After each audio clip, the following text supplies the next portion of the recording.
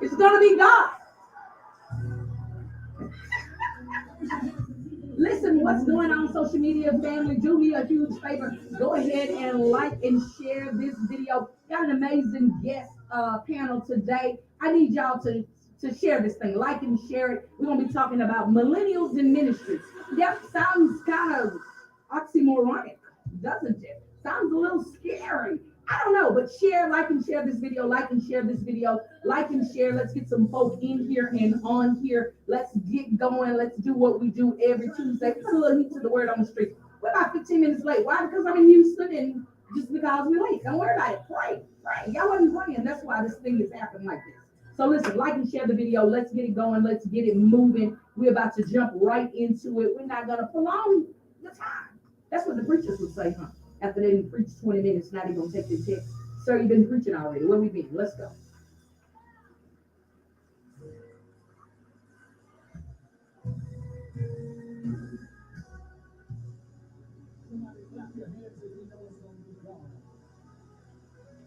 Yes, if you know it's going to be God, go ahead and clap your hands. For those of you that are just tuning in, that is Something Good by Bishop William Murphy by special request from Pastor C. Allen Stewart. He requested that song, or maybe I just told a white one. Don't worry about it. But either way, that's who it was. Bishop William Murphy there. And just before that, we had a little bit of Lamont Sanders, I'm Blessed. Listen, y'all, we have an amazing show lined up for you on today. And so we're just going to go ahead and jump right into it. We're going to go ahead and bring our guest into the virtual space. So he is no stranger to Raise Praise 100. He's just Sunday morning preacher over here. He brings the word from Divine Faith Missionary Baptist Church all the way in Birmingham, Alabama. So come on in, Pastor Stewart. How are you today, sir? Hey, Yielded. What's going on? Listen, it's good here in Houston. Something good and something God. My. How you been, sir? I'm good. Y'all getting ready for the Christmas season? I paid my light bill last month, and I paid my mortgage last month, and all the months preceding. And those are the Christmas presents for my 16-year-old. Hey, So, I'm with all that. I'm with all that. Yeah, it's not your birthday, sir. They say it's Jesus' birthday, so we're gonna celebrate him and not. Yeah, let's make not giving gifts the norm in 2023. Listen, that's been my norm for quite some time. Thank y'all for joining me for where I've already been. Yes, shit. Mm-hmm. So listen, Pastor Stewart, you have some folk hanging out there in the virtual space, and I'm going to let you do the honors. I'm just going to pop them all in, and then you can do, run it however you would like. All right, so I'm bringing them all in. Welcome to the Fiyah Show. How are you all? What's going on, everybody? Hello. Awesome. All right, Pastor Stewart, introduce this lovely panel here. So look, because of today's conversation, I've reached out to, I done finally got to the age now, Yielded, where they think of me as a senior pastor. That's sad. I used to have hair. That's the first thing. Oh. I used to have hair, and it was dark. I didn't look like Jesus over there, but I used to have hair, and it was black, and all that kind of stuff. So I reached out to some people that I know, social media, young ministers doing big things, preparing themselves, and I wanted to have a conversation with them about ministry. Awesome. And so I reached out to my dear sister and my little brothers, and wanted to just sit down with them, and I'm gonna let them introduce themselves. They all up, as we used to say in the church I grew up in, they of age, you know. And it's funny that you used to call somebody your little siblings. You're usually the younger. Yeah, because I think everybody on the panel is still 20. Oh, praise God. Wait, all Look y'all at is my Jesus, won't he do little siblings. You said what? He said still 20. I said 7. Thinking you should just stay 20. You ain't really go much further. So I'm just saying. So I'm gonna start with our sister. Come on, introduce yourself. Who is you, and where's you from? I am Deja McIntyre. I am originally from Indianapolis, Indiana. I now Go Colts. I don't know. I don't think I'm a fan of them, but I'm really from Indianapolis, Indiana. I'm currently in my MDiv program at Princeton, so I live in New Jersey now. Jersey. Okay, That's now, what's welcome, up. welcome. All right, come on, Cam, Bud. All right. Cameron Jenkins, from Birmingham, Alabama, currently residing in Houston, Texas, serving here at the Good Hope Church under the Reverend Dr. D.Z. Cofield. That's right. Glad to be with you all today. In the tray. I'm in the tray. Welcome, sir. All right, Black Jesus. Pastor Stewart. You know, I guess you really are my big brother because the jokes just keep on coming, but I'm happy to be here. My name is Cameron Moore. I'm a Martinsville, Virginia native, living in Richmond, Virginia. Have the great opportunity to be a student at the one and only Samuel DeWitt Proctor School of Theology at Virginia Union University, and grateful to serve under my spiritual father, Bishop Todd Winston, at Greenwood Baptist Church in Ashland, Virginia. Awesome. Welcome again. Listen, Cameron, you just put Cameron on there. I forgot your last name. Welcome, Cameron. Cameron Moore. Yes, Cameron Moore. Welcome, sir. Welcome to all of y'all. But listen, before we dive into this conversation, because Pastor Stewart really gets it in, goes in hard and heavy, and the saints get nervous. So what we're going to do is what we always do about this time. We go ahead. Y'all got some folk over here shouting y'all out over here. We're going to go ahead and get into our dedicated news. So listen, I know y'all hear news all the time, but the difference about in the news here on the Fiyah Show is that we're dedicated to bringing it to you. It just so happens that our newscaster is also ghetto. So that brings you the dedicated news. Is that all right, Pastor Stewart? Are you here for the dedicated news? I'm here for it. I'm here for all of the shenanigans today. Okay, all right. Well, we going in with it. I'm glad you agreed because we was going anyways, but I'm glad you agreed, sir. Mm-hmm. All right, we're going in with it. Let's go. Run it. So she ripped the stage, yielded one of them people church and killed it. I mean, funeral arrangements pending.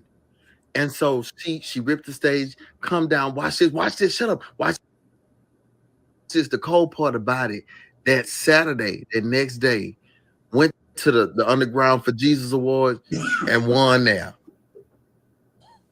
Won the award. Like you can't beat that. That's favor. That's God.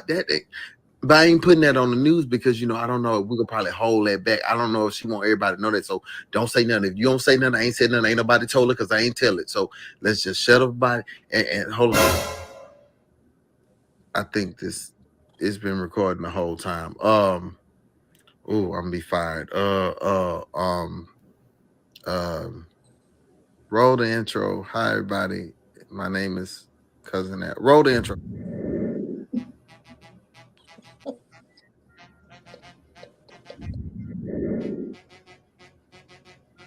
All right, so let's jump into the top 3 news stories of the week. Look, number 3, Christmas is upon us. Y'all may as well get into the Christmas spirit. Y'all kids at the school, y'all know I teach 5th grade. They already have high expectations. Talking about their mama go let them get their nose pierced. Their mama go let them get all this jewelry. Different places like Zales, their grandma buying them a puppy, their daddy getting out of jail and getting them crab legs. They have high expectations and I hope. So I hope y'all can meet that expectation. But take your kids out and show them the Christmas lights. If you go to Prestonwood Forest off 249, you can see some great lights. Zoo lights at the Houston Zoo is a great place to go. Get out there. It's already feeling cold and Christmassy. That's a word, Christmassy. Like, you know, What in the world? like, you know what I'm trying to say. It feeling good.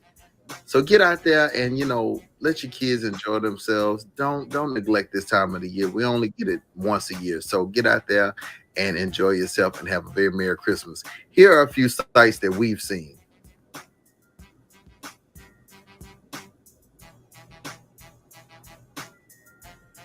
Wow. Oh. Cousin Ed. So yeah, it's a beautiful sight.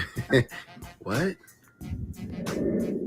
Speaking of things that you can do with your children, Make these jokers mine. Let me tell you something. Make them act right.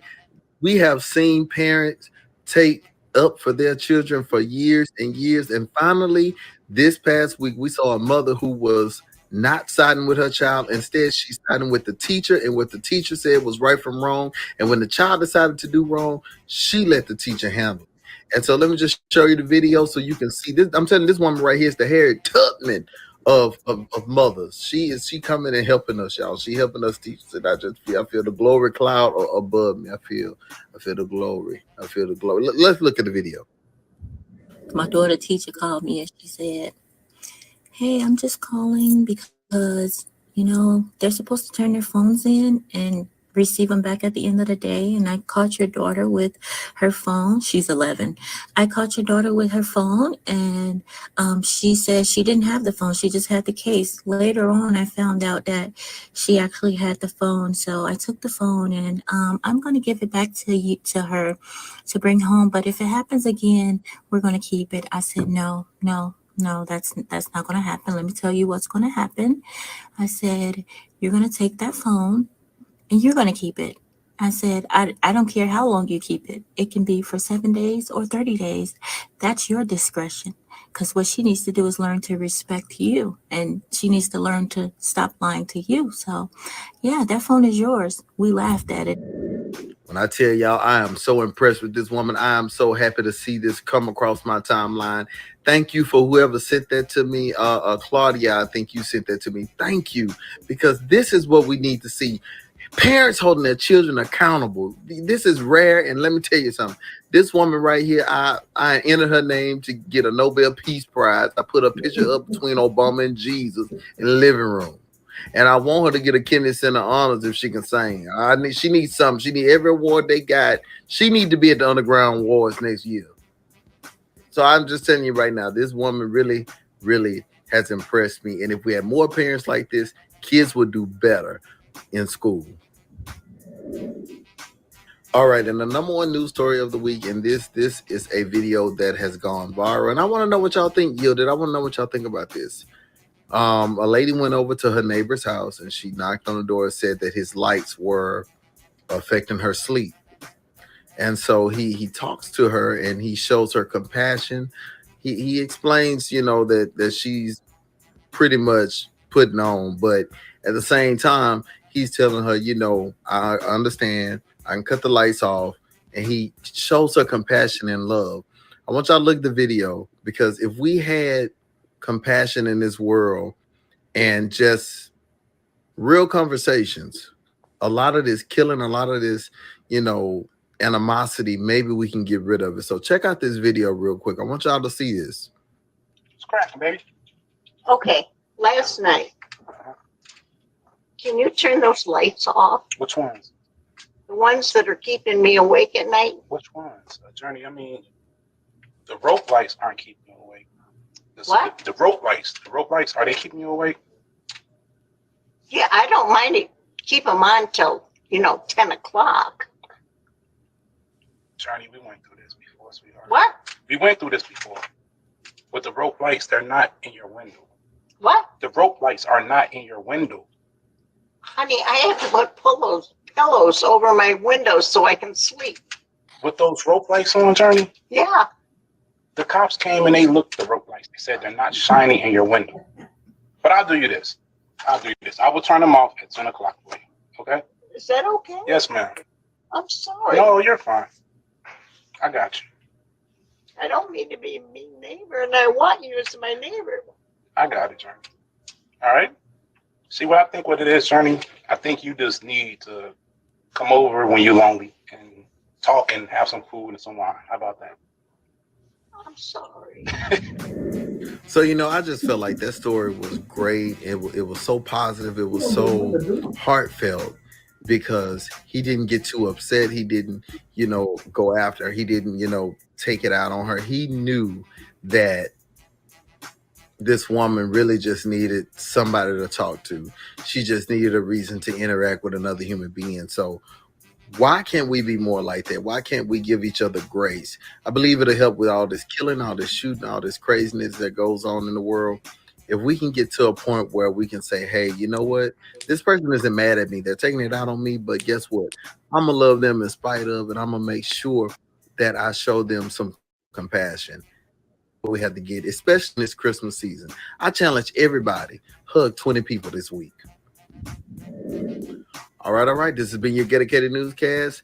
Yielded back to you in the studio. Wait, yielded. Two things. I don't even know if this is true or not, but the first one I know is true. Did y'all see Jamie Foxx's house?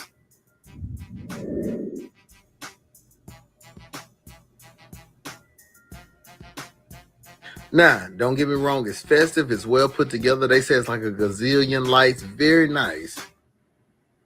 But is he alive? Like, come on, man. We don't care about that. No Christmas light. Is he with Christ? Or is he still down here breathing? Is he breathing? Because everybody's saying, oh, we seen him here. We seen him there. And he don't look like himself nowhere. So that's my question. Is he breathing? And then the second thing, y'all, man, prayer. We got to pray. Cardi B and her husband on the chopping block, they getting a divorce. Oh, I mean, I tell you, where's the therapy? Lord Jesus, cousin Al. Listen, that has been your dedicated news. Unfortunately, Al is unmedicated, has no desires to be medicated. And yeah, he slid a little something in. I'm going on and share that with y'all. So your girl Gilded was nominated on the Down for the Underground Awards here in Houston, Texas. Yep, sounds just like that. It is Down for the Underground. So it was a secular platform, was nominated for the host of the year, and actually won that award on Saturday. So I'm super excited about that, to be recognized on a secular platform. That means I'm doing a little something. But anyways, enough about that. We're going to move right on into this thing. Again, welcome back. If you just got here, we've been here a good, I'm not going to say 30 minutes because we was late too, but don't worry about it. We're here now. Pastor C. Allen Stewart is here. He has his panel of guests on today. We're going to dig down into this conversation. Pastor Stewart. Now, first of all, we get into this, or y'all won't say anything about the news? I just can't. I just can't. I can't. Okay, yes, sir. I can't with the news today. Can't with the news today. Okay, awesome. At least he ended on a nice little note, you know. Okay. He got grandmama some turkey and dressing and some macaroni and cheese. You know, had that That's right. Had the compassion working. You know you're gonna inbox me something before we get off of here. I'm quite sure. I'm quite sure. Shout out to Pastor Hill over here too as well. I'm not even paying attention to Carl Frederick. Not even paying attention. But let's jump on into it today. Yes, sir. Let's get in there. Come on, Pastor Stewart. I'm gonna hand you the reins, and you got this thing. So the conversation is shaped around millennials in ministry. I mean, there's a lot of people are talking. I don't think they're talking to each other. I know they ain't listening to each other. Oh, wow. You know, and I was told 30 years ago that you're the church of the future. Well, the issue is, and I believe the real issue is, that millennials are the church of now. That it's not about some distant shore, that it is the now generation. Mm-hmm. And then when we talk about historically, especially in Black church culture, you know, the revolutionaries have always been that new young generation. King was just in his 20s when he led the Montgomery bus boycott, and all of his counterparts. You define the age of the millennials, because you know I got my generations confused. Some days I want to be a millennial, I'm not sure if I am. So yes. So just for the record, if you don't remember the rotary phone, you could be a millennial. Okay, all right. If you don't remember having to get up to change the channel on the TV, you could be a millennial. So if you don't remember when TV went off and they played the Star Spangled Banner, you at the bottom are confused.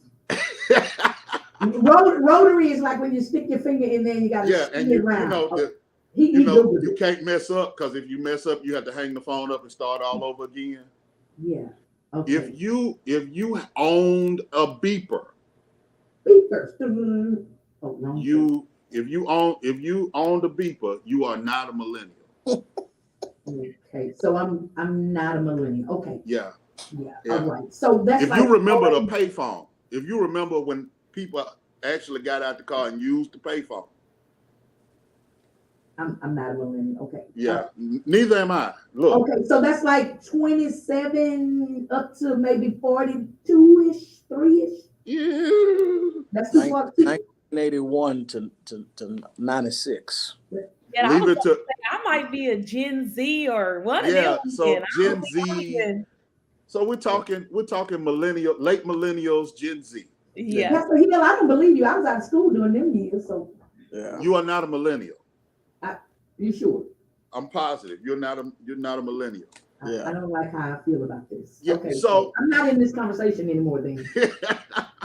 So, but more and more younger ministers are coming into the field, and a lot of them end up frustrated because they have a hard time finding a place and knowing where they fit and what their ministry is and where they fit into the whole dynamic. So for my last time on the Fiyah Show in 2023, Oh yeah, yeah. I wanted to have a conversation I wanted to do with millennials and Gen Zers what I wished my mentors had done with me. Sit down and have a conversation. And so where better to do it than on the Fiyah Show? Mm-hmm.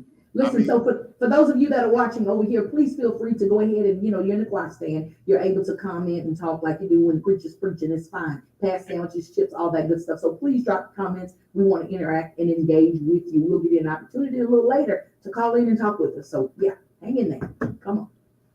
So just to start this conversation, everybody has somebody you look up to. Everybody has somebody that you want to pattern yourself after. So my first question to this group of millennials / Gen Zers is, who are your ministry idols? Like, who do you look up? When you think about ministry, who is that person for you? And in no particular order. So let's just jump on into it. Who's that person for you? Come on, Minister Deja, ladies first. I would say for me, I couldn't say just one. I have multiple influences. I'm new here to Jersey, so I'm definitely going to say my pastor for various reasons. Dr. Gina Stewart, Reverend Allison Henderson Brooks, Bishop T.L. Penny. These are all Dr. Ruby Holland, Pastor Tolan Morgan. Like, even if I was to go into men, there are plenty of men as well, but definitely right now, I guess in the season of my ministry, there are women who are most influential to me for various reasons. I suppose the way they handle people in ministry when I say Dr. Ruby Holland, her voice, I have a very high pitched voice. I think one of the struggles as a preacher and being a woman is kind of like being comfortable in your voice and who you are. And so I think Dr. Ruby Holland, when I was introduced to her, hearing her high-pitched, very high soprano in the heaven voice really inspired me because I was like, I wasn't comfortable with my voice. So hearing her and being able to watch her, and she's a powerful preacher. So those are just a couple of the people who influence me and I look up to. And if you want to say idolize, sure. Okay. Come on, bud. So what I will say is I'm grateful to just have a gumbo of just pastors from different denominations. And so I've always said I've got the best of all three worlds: Pentecostal, Methodist, and Baptist.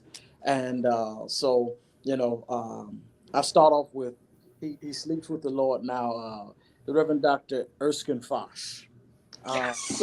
And at one point in time, he was our pastor. Ray Coleman, who was at Metropolitan AME, Birmingham, Alabama. Then you go on to my college pastor, Dr. Walter Ellis, who taught me about presence. He just, one of the coolest guys I ever met in my life. You never seen the guy sweat, right? Tim Woods, my pastor in Birmingham, who taught me just the art of presentation, preparation, delivery, all of that intentional stuff.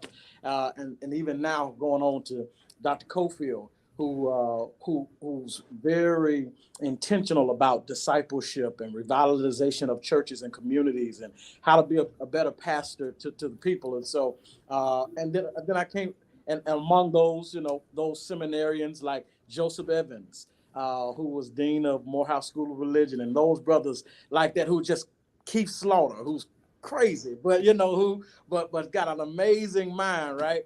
And then I can't forget Grandmama. Exactly. Exactly. Grandmama was one of my first theologians before I knew who were Tim Woods or DZ Cofield, all them folks. Grandma was sometimes the only theologian in the house, and she didn't know about soteriology and all that stuff, but she knew how to put that thing together, and that forms where I am now. Okay. Brother Moore, Cameron, what's up? Who's the influencers? Yeah, that was such a good point. My parents and my grandparents, sage theologians, whether they know that they were or not. And you'll find, as I'm in the seminary journey, the things that they said are tried and true.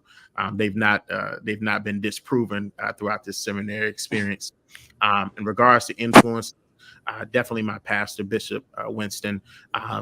I don't even know if he can get upset or get angry. I've never seen him flustered in any way, shape, or form. So he has influenced me in a positive way on how to navigate life, and particularly life's challenges. I'm kind of new to the world of ministry, but two names pop out to me as it relates to them not letting their academic prowess or their intellectual prowess dampen their spirituality. Dr. Howard John Wesley, Dr. Otis Moss. When I was getting back into the faith, people would send me their sermons, and it just was like the mesh of so many different things. And so definitely gave me something to be able to kind of model myself as it relates to my thought process, as it relates to the faith tradition. So, I heard all of, when you talk about Otis Moss, are you talking about Otis Moss III or Otis Moss Jr.? Otis Moss III. Okay. That's the Otis Moss I'm familiar with. So again, I'm listening and I'm hearing, people who are now, and that's great. So how are you leaning into those influencers? How do you lean into those influences? Is it their work towards social justice? Is it their work toward liberation or womanist theology? What is that? How are you leaning into that space? You say these are your influencers. So how are you leaning into that space? I suppose I am heavy on observation and studying their preaching. That is a big thing. I think now being introduced to a different realm of preachers. You got preachers who are folk preachers who just know, and they know they called, they've been in church all their lives. And then you got some who now are entering into the field of seminary and all of these different, being educated now. And so for me, there is two very different preaching styles. I was always brought up on just the folk preaching. Education, being called, was just all you needed. Education wasn't that big thing that you had to have. I grew up in a very traditional Baptist church. And so I had an old pastor who just now being inspired by those who actually were under him going to school, decided to say, hey, look, I'm going to go do this. I'm not too old for it. but to see the influence of their sermons and the impact, not forgetting the people, not forgetting what's going on in society, incorporating that in your text and with the scriptures and with your sermon, making sure that it's not just something that you getting up there talking about Jesus and, us preaching and shouting and feeling good in here. Who are we influencing outside the four walls of the church?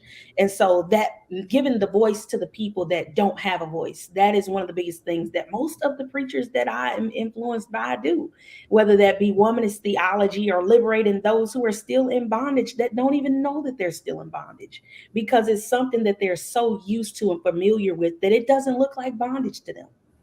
So that is what I would say on that.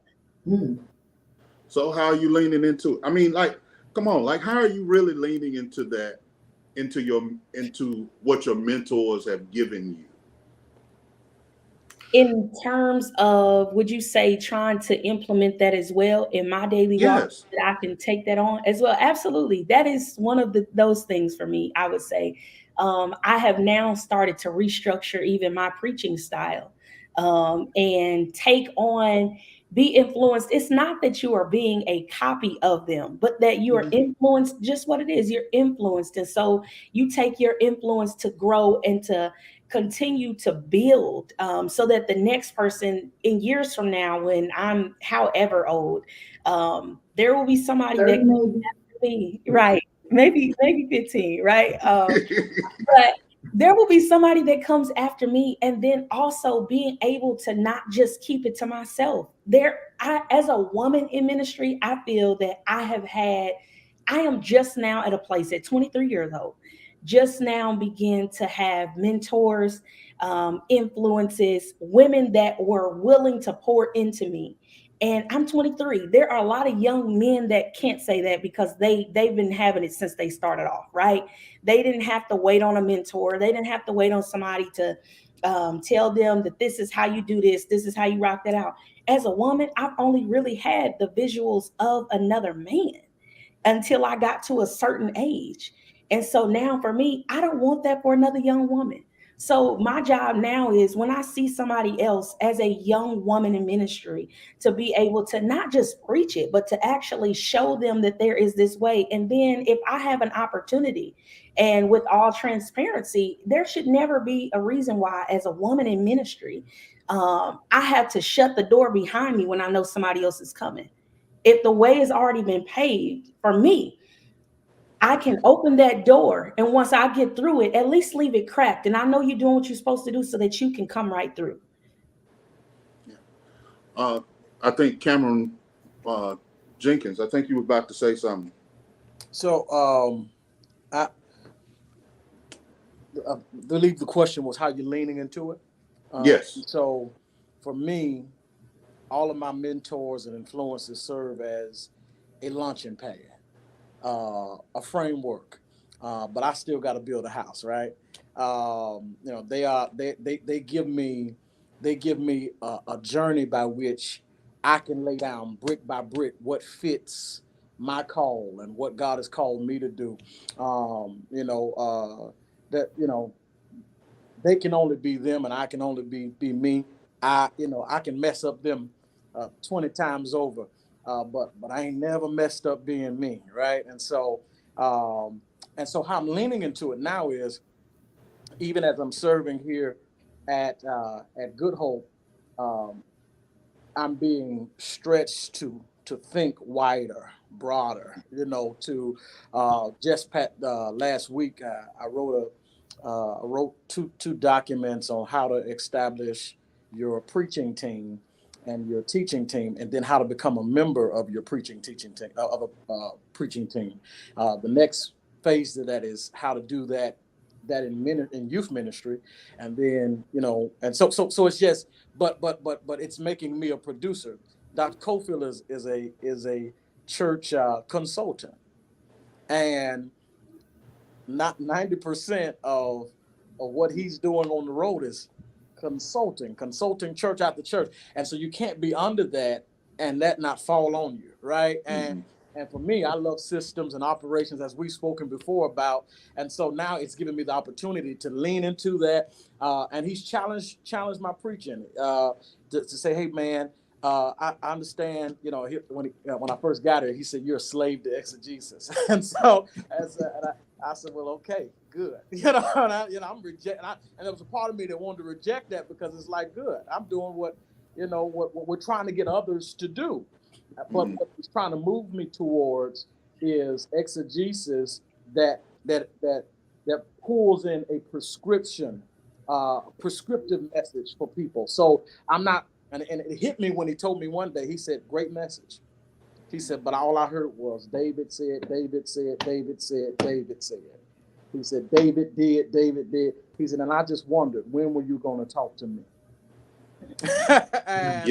And for me, it shifted the paradigm for how I look at a text. My lens became refined. And so that's kind of those things I'm refining, and I'm grateful for it because in the end, man, it just makes for a greater presenter, churchman, and preacher pastor.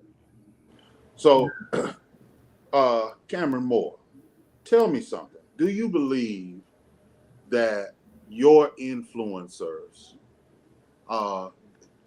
Deja talked about, not having someone that was ready and willing to pour into her. Do you think that your influencers were prepared for you, for this young returning churchman with a call? Were they ready for you? In some ways, yes. In some ways, no. And I think the yes is that to the point earlier, there's no shortage of mentors for any man who decides to go into ministry. I think the challenge comes in regards to, at least for me and specifically my call, practical and applicable ministry. And so because of my experience in the nonprofit realm and a bunch of different places in the, as it relates to the social determinants of health, I don't think a lot of people are prepared to actually do something that's project based. And so as it relates to that, I think that there is some readiness as it relates to someone taking over the reins, doing church as church has always been done. But when it relates to like a grassroots movement, and doing some things as it relates to, the point was made in regards to people not even knowing that they're in bondage, and kind of getting out in front of it and doing that outside of the four walls that we know as the building. I don't think that there was readiness for that.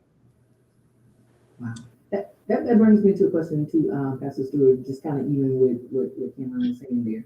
What have been some of the challenges as millennials with adjusting to or sticking to the traditional ways of the church, and how have you addressed those things?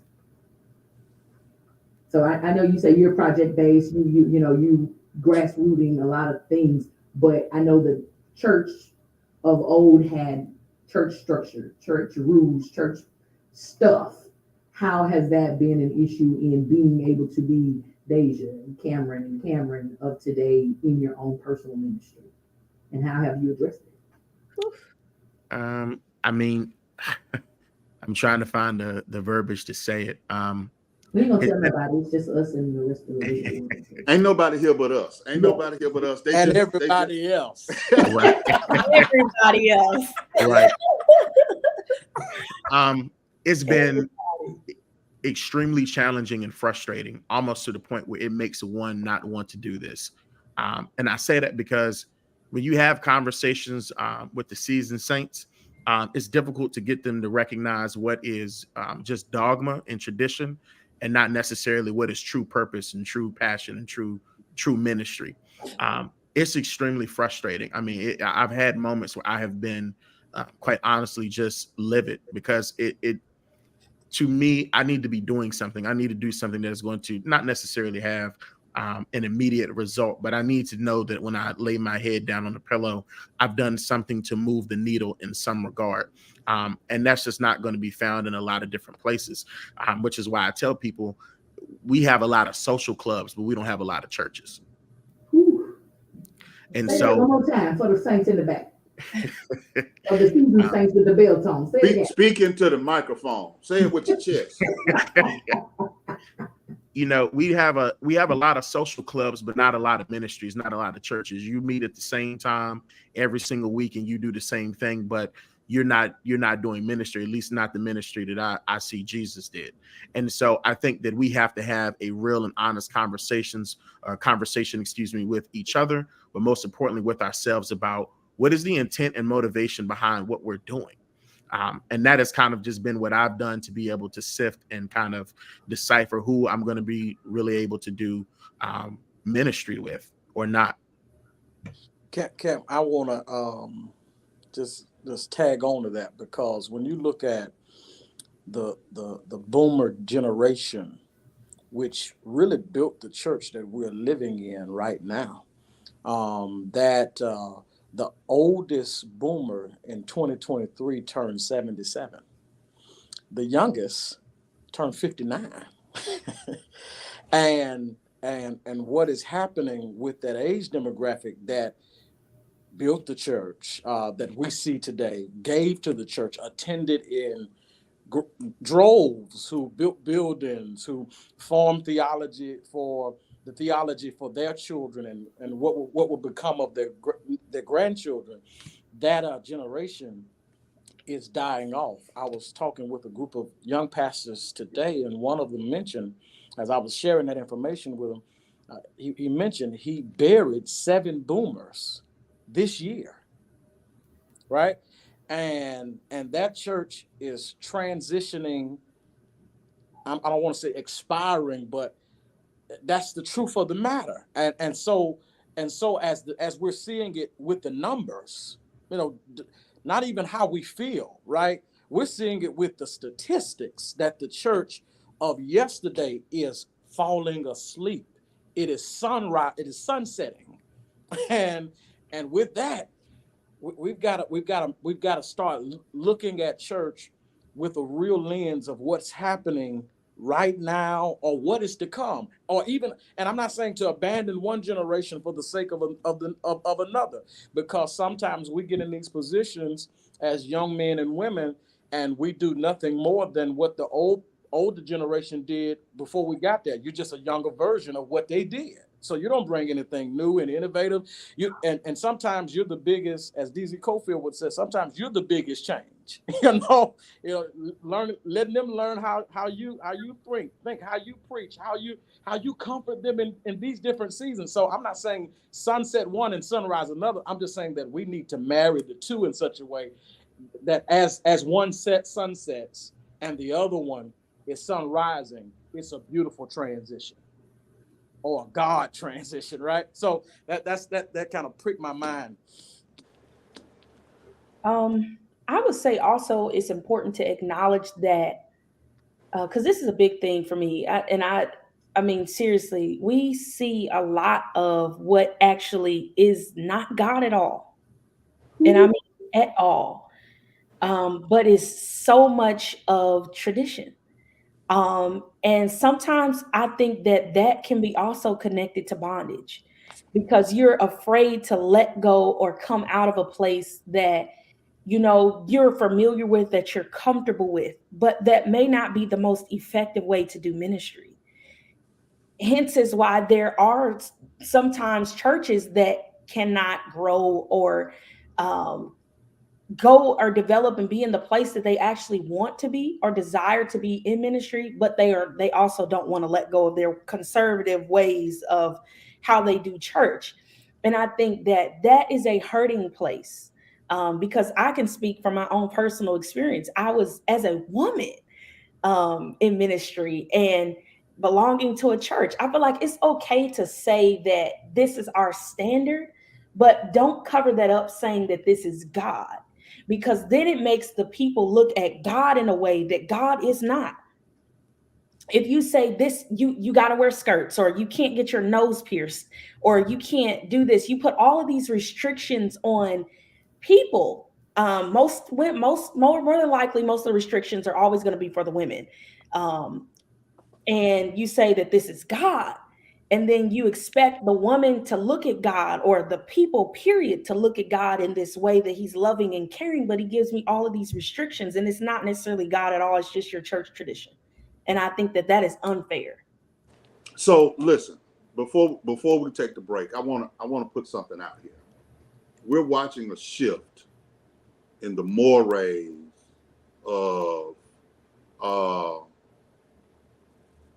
in the fabric of society, in the mores of society. We're watching as society becomes more salacious. We're watching the encroachment of a less stable society, because I believe, this is just me now, I believe that the church has left the weightier matters undone. That we've left some of the weightier matters undone. And again, I'm in an interesting spot. I've gone from being the youngest in the room to being part of the next of that old guard. And as I'm watching, I'm looking and I'm seeing and I'm hearing in the voices of the Gen Z and the millennial voices, my 20-something-year-old preacher self. And it's almost scary, because sometimes I'm hearing, well, we need to cast off restraint. And I know that's not what this group is saying, that we need to cast off these restraints and these things and give way and give vent to this, that, and third. But here's my question. Is it not the responsibility, or have we changed so much that it is not the responsibility of our faith ground to offer to us a way to experience liberty in light of our God? There's a word all of you should be familiar with. How do we have the imago Dei Christos, have a sense of self in light of who we are in Christ?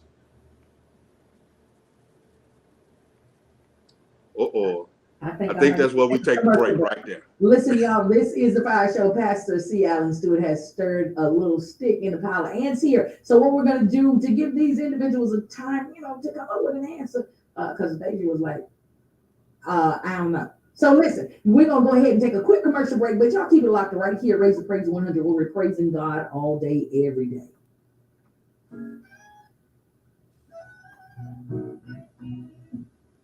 All right, y'all still live now. I didn't make that disclaimer to y'all earlier. The people can see y'all cussing, okay? They can see. That's why I sometimes go off, but I see the wheels turning. I'm looking at I done messed up some people. I see the wheels turning. My little sister over there, she said, I done bumped into something. She blinked by 3 times before you could finish that question. She's like, no, I'm really trying to see where he was going to go with it. So I'm thinking to myself, so how can we really? Yeah. Don't answer yet. We got to get back. I need you to, since you want to be Michael Eric Dyson, I need you to put that question in the chat so I can refer to it. No. I think off the top of my head, no. In light of y'all who are watching in the quiet, he having a in light of, that's what he's saying, Cam. He having a opinion moment he can't remember. that part. The sad part is, for those of you who are watching on Facebook, when I met Cameron, he was 13. Cameron Jenkins was 13. I was years old. and again, young up and comer. So in light of considering, here it is, considering that that the church has always been the place where we find our ground, our moral center. And our society continues to slide ever more immoral. and we hear a lot of younger clergy talking about the casting off of restraint. Shut up, Carl Hill. Talking about casting off restraint. How does the church bring back center so that you can live free in light of who you are in Christ?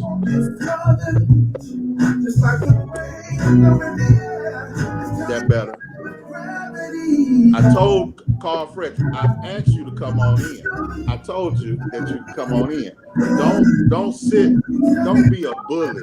Don't be a bully from the choir stand.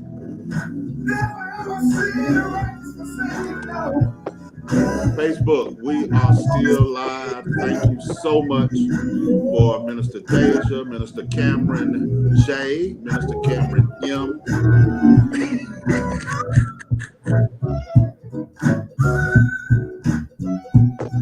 Live free and the Black Church.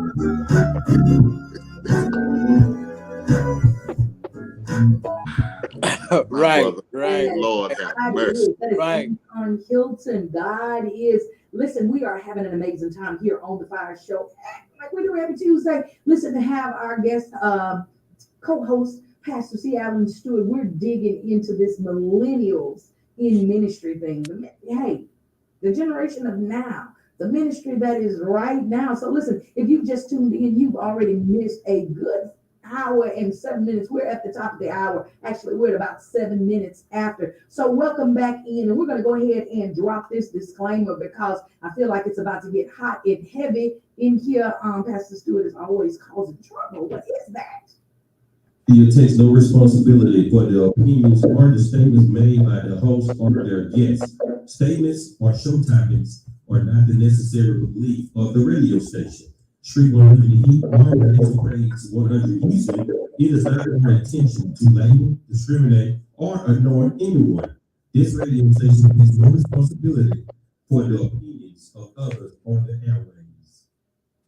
He-Man said it's not on him what y'all say. That's all on y'all. So, Pastor Stewart, Pastor Hill said, I'm starting to feel some kind of way that the only time I hear this disclaimer is when I'm on. I'm starting to feel some kind of way. We're obligated to play it every show, and we do. When I'm on, I'm starting to feel some kind of way. So listen, we're protecting the ministry. Yeah, please do. Please do. Please do. Don't come for raise the praise. That's Pastor Stewart. That's him. Yes. But welcome back to those of you that are just joining in. Again, we are talking about millennials in ministry, the now ministry, the now generation. So again, Pastor Hill gave us the date range in there, and the age range is about 27 to 42. I had a beeper, so I'm not in this group. So, that group right there, I had a beeper. Yeah.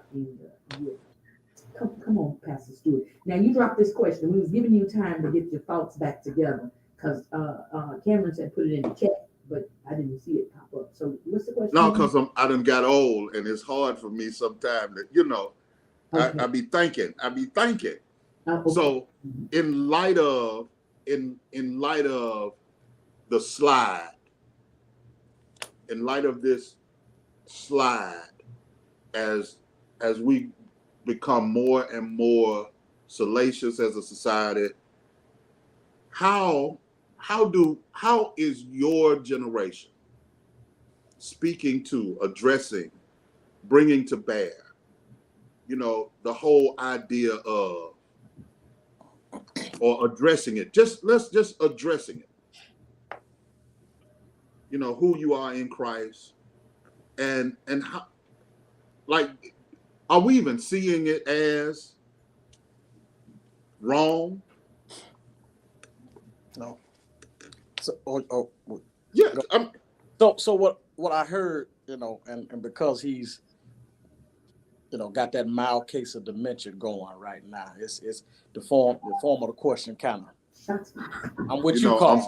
It just kind of, but it had one. You got to come to Birmingham for the holidays. Look, he had one good time to just let it out and catch it, but initially what I heard was since the church has always been the catalyst for change.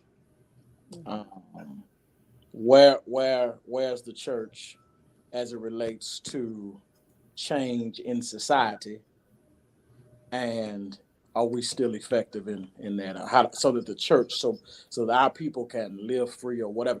Well, the problem that we're seeing for the most part right now is that we've traded intelligence for entertainment.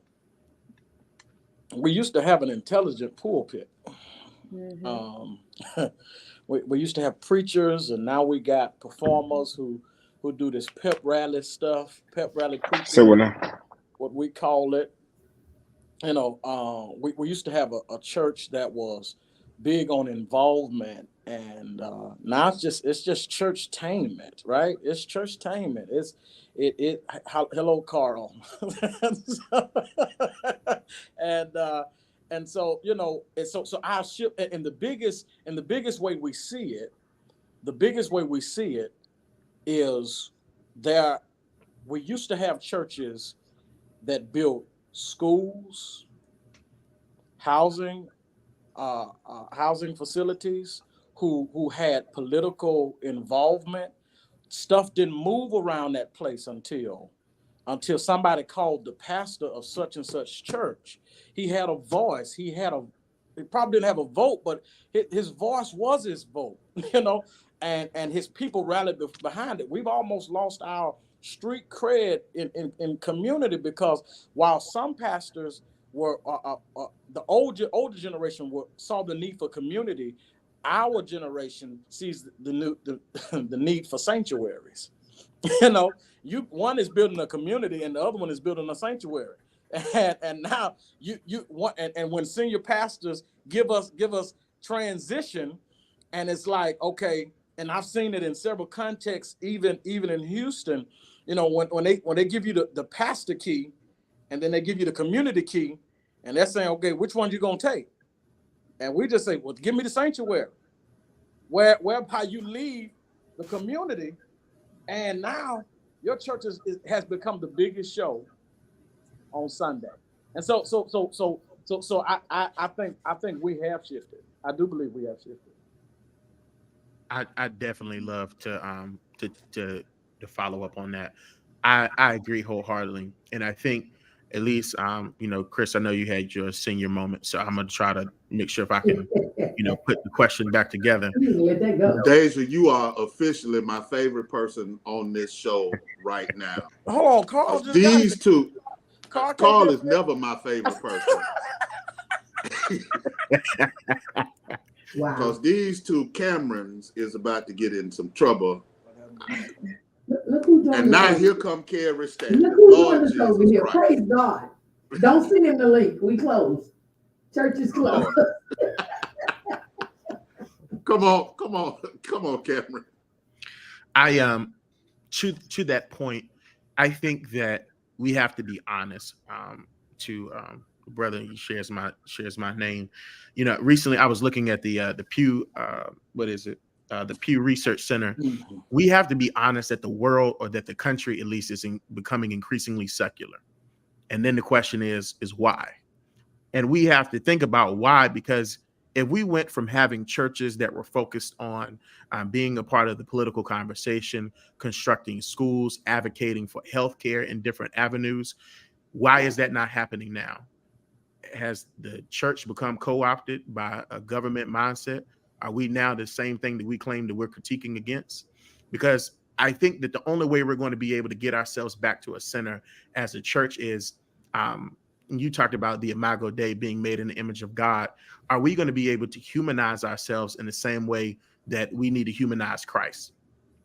And I think that until we humanize Christ, we're not going to be able to have a good method or methodology about how do we get ourselves back in the center, to the question that you asked originally. And then to piggyback on that, because you guys both made wonderful points, I also was going to say that the idea of this, I suppose, ram of new preachers or people on the scene, that we look at ourselves at this I suppose, superior level above people. And people are the ones who our ministry is to. And so I always tell people, without the people, there would be no me, because who fills the pews when we preach? Where do we go and do ministry? Who are we serving?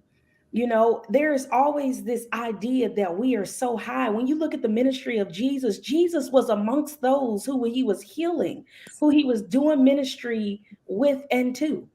There was never this notion until Jesus wanted to go off and be refilled in prayer that he was going off by himself. He was never in any facet looking to be that grandiose person, you know, didn't have to look and be this certain. He was very lowly. There's this idea that we look at ourselves as more than, and the care for people has shifted. I seen during the pandemic, I watched churches and tried to see what is it that the church was actually doing for the people during the pandemic. You know, what minute, instead of us trying to keep our doors open, what were we doing for the actual people? Were we more concerned about keeping the church afloat, or concerned about the feeding the people who could not feed themselves, clothing those who couldn't clothe themselves, helping to pay the bills of those who did not have income coming in at all during the pandemic, when the churches was getting grants? And so where are we shifting our ministry to? Who are we doing ministry to? Someone made the point that church has now become this parade and this social club. It has. When do we go outside of the four walls of the church and be the hands and the feet of Jesus Christ?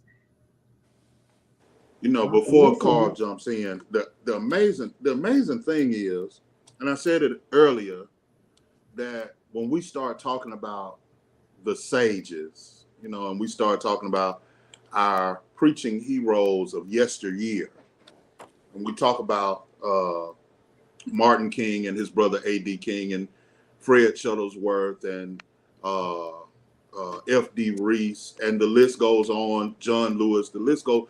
We're not talking about old men leading a movement. We're talking about young clergy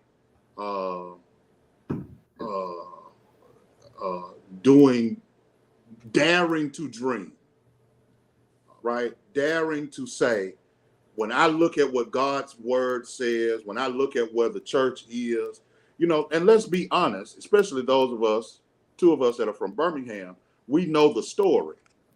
The three of us who are from Birmingham, I forgot Carl came in.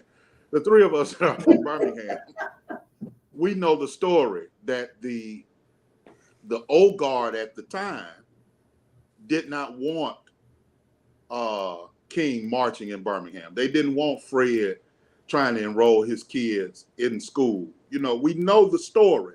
We know why there was no major march in Atlanta, Georgia.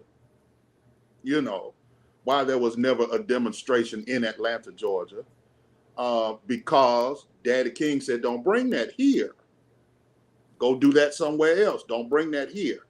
So is it not, and I hate to be the Bible beater, but is it not what the young generation is supposed to do? Dream dreams and see visions? Like, isn't that your job, to dream dreams and see visions, and the job of those who are now the sage, that generation, to say, hey, look, here's the resources to do it, and here's the warning. Right? Go ahead, Cameron. Come on. So I've been reading a book called Seven. What is it? Future Church. And you know, he put one on his website, and then came out with the books, 7 laws or whatever, 8 laws to, and what he was talking about was, in 2023, he was talking about there were 8 trends that we needed to look at for 2023 in as it relates to millennials and how they interact with church. One of the challenges he lifts up is some similar to what somebody else said, there's not space made for millennials.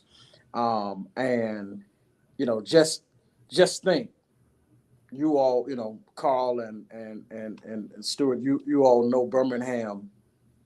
There's no staff pastor concept there. It doesn't exist, right? And before someone makes this out to say that he moved to Houston, and but it's just no, it doesn't exist. But in several other areas it doesn't exist, right? You come to Houston, and then there's an active pursuit for millennials to be at the table to inform the decisions, or to just weigh in on decisions based off of what they see in society. And I think the most recent hires we've had here have been 25, 18, 23, somewhere, but everybody has been in their 20s. Now, the major work for what we do here, there's some 70-year-olds here who who run this thing, but they're looking like, where's my exit? Because I've been doing this X amount of time. But there's also a commitment problem within millennials, right? Because as you work with millennials, they're looking like, I'm not coming to your church to hear the pastor cast vision. I'm coming to the church for the vision that's already in place. And if you don't have, and your young adults are a part of that early adopters, right? You have your early adopters, your mid adopters, you've got your late adopters, and then you got your never adopters. And so when your young adults come into your church, they're your first adopters. They're early adopters. They're ready to go right now. Get their hands, because they need their life to mean something. They need purpose, because being a lawyer doesn't make them feel like they fulfill purpose. So they look to the church for fulfillment in their lives, such as the case for so many others who've done it for so many years. And so millennials, man, I think when we start talking about them, we're talking about this generation, you have to invite them into spaces where they feel valued, not devalued. You have to give them opportunity to speak. And then that's a two-sided coin. Millennials have to understand that there's a process to all of this, right? You don't just get to the table because you're young, I mean, there's got to be some type of character, attached to this. So while we're looking at one generation, the other generation has to also look to see, this is what I need to do to make sure that the church is healthy and moving forward. So let me catch Carl Hill, and then Deja, I want you to follow up in that conversation. Mm-hmm. Welcome, Pastor Hill. Thank you. God bless you tonight. I got my book over here ready. So we don't do that anymore. No book tonight, Carl Hill. We don't do that anymore. We're ending the year. We don't do that around here. So are we still kind of in the vein of the rhetorical question about living in one's true identity in the church in this postmodern world? I'm trying to say this. We got God messed up. And what I mean by that is, until we liberate God. You lost it just now. Maybe we need to play the disclaimer again. The non-millennials lost it right there. Ooh. I'm glad he said messed up. Facts. He knows that I'm the only one allowed to cuss. I'm the only one allowed to cuss. Hard. Carry on. And so until we liberate God, we can't truly live liberated, right? And so I think one of the things, I guess this is my optimistic view about the direction of the church, looking at how, within Christianity in America, the numbers are dwindling, church structures, church organizations, things of that nature changing. And so people that are in the earlier form of Generation X and that cusp of Generation X and baby boomers. They're looking at it as death and damnation to the United States and to the church. But me as a millennial, I optimistically look at it as trees don't grow until seeds die, right? And what I'm saying is now with the numbers dwindling in church, the people that are there want to be there. They're there on purpose. Mm-hmm. You're filtering out of the people that are there just because it's the thing to do on a Sunday morning, right? That age group is dwindling away, right?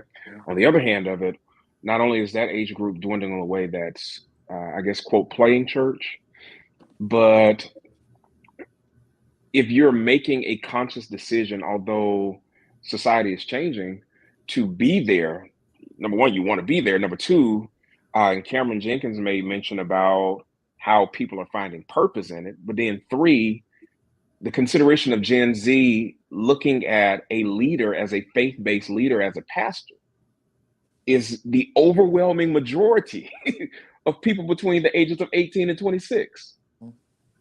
So now you're having a generation that is being raised in the church in spite of the theatrics and antics of church that actually see, I would argue, a millennial or Gen Z, a Gen X pastor as a key figure in terms of leadership in their community. My age group didn't have that because we grew up with boomers that said we can sleep in the bed on Sunday mornings and then sent us to hell for not going to church 2 weeks later.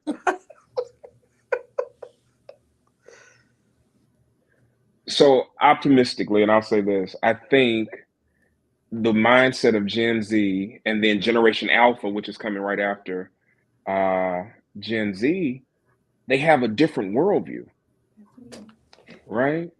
And because of their different worldview, I think that we will see, once we filter out the wheat from the tare, because I think that's what's going on with the dwindling numbers in Christianity, right? Once you filter that out, what you'll see is people who process the world differently, people who have a lower Christology, people that can identify with Jesus having prejudices in Scripture, right? Yeah. Who are able to see Jesus's ministry mentality grow from don't go amongst the Gentiles to go to all ethnos, right? These are the type of people that are brewing in the church. So I don't look at it as, hell, death, and destruction. The seed dying and the tree is growing. Okay. Wow. Why did we bring him on here?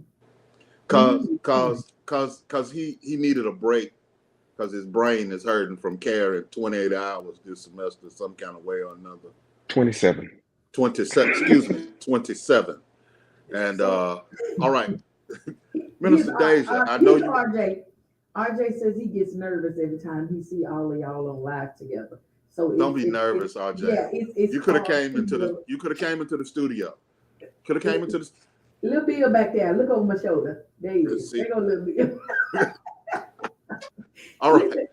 Come on, Pastor Stewart. Come on, Minister Deja. I know you've been ready to. She started rocking, and I knew something was up when she started. I mean, it's just all very fruitful, I believe, and insightful. These different perspectives, and I think part of what was being touched on was kind of the heart of the now generation. And I believe that it's essential. It's almost like a passing the baton kind of thing. But I think it's essential that there is a conversation surrounded around it, not us running away from the differences of each generation. I think that it's okay. We all come from a different time. And I think that there is a misunderstanding of the Gen Z and the millennial generation from our elders. They come from a different time than we have. We have much more technology and awareness to different things that they did not have. And I think that I guess the heart of the now generation is more so in a recovery, a healing, and a re-identifying. I wholly believe, honestly, that this is a generation that is unafraid and in some ways untamed. And when I say unafraid, I mean not afraid to say this isn't God, not afraid to speak out, not afraid to voice what we feel. We're more vocal and verbal about what we feel shouldn't be a thing in church. As to where back when grandma and them was, going to church, it was just because that's what the pastor said. It wasn't really much questioning. Even to this day, me and my grandma go head in head. Because I'll tell her, when I got my nose pierced, she thought I was going to straight to hell. You She got it pierced in here. didn't think I was saved at all. My grandma told me, she said, you went down to that HBCU and you just losing it. You a preacher, you my preacher girl, you shouldn't be. And I had to explain to her. Then when I started wearing, don't let me start wearing fitted clothes. Grandma said, you a preacher girl. You don't need to be wearing that kind of stuff. And I had to explain to her, grandma, we come from different times. Like the stuff that y'all had to wear, y'all was wearing floor skirts and all that stuff. We ain't got to do that. God is still the same God with the skirt and the pants. God is still the same God. And so I think that, like we really are, we have this mindset in this generation that we really not going to take no mess. And I think that sometimes we don't really know how to, it comes off as rebellion in some way to certain minds. And in certain ways, I feel like in certain cases, where it is necessary for correction and it is necessary for us to listen to the wisdom of the elders. But I feel like due to so many years that our parents and grandparents and their parents were bound to the spirit of tradition and stigmatized, marginalized, and all of this other stuff, that, this generation feels like there's this need to say, no, I'm not listening to that. And in some ways, in a lot of ways, that can be detrimental to the growth, especially if we don't have a conversation surrounded around the idea that we both come from different times. What is the end goal? What are we really trying to do? Because in reality, for example, that mean church mother who really, is saying all this stuff that she feels is necessary for you to hear, but she's not delivering it in the right way. She really just trying to let you know that she loves you, and, our generation don't understand that because we're not used to, you telling me I'm completely wrong for this or completely wrong for that. So I really feel like, we, kind of danced and had restraints and had all of these different, restraints put on us. But then it's like, we don't really have the conversation around the idea of the end goal and that we're all really gearing towards the same place, just in a different way and with a different language. See more. What you gonna say? It's been talked about in a lot of different ways in regards to the marriage or the collaboration between generations. And, it's something that I struggle with because I recognize just how difficult communication is with people whose existence or reality is so far different than yours. And there are some positive things to glean from different generations. I think the task at hand is how do we do that in a conducive way where everybody is heard.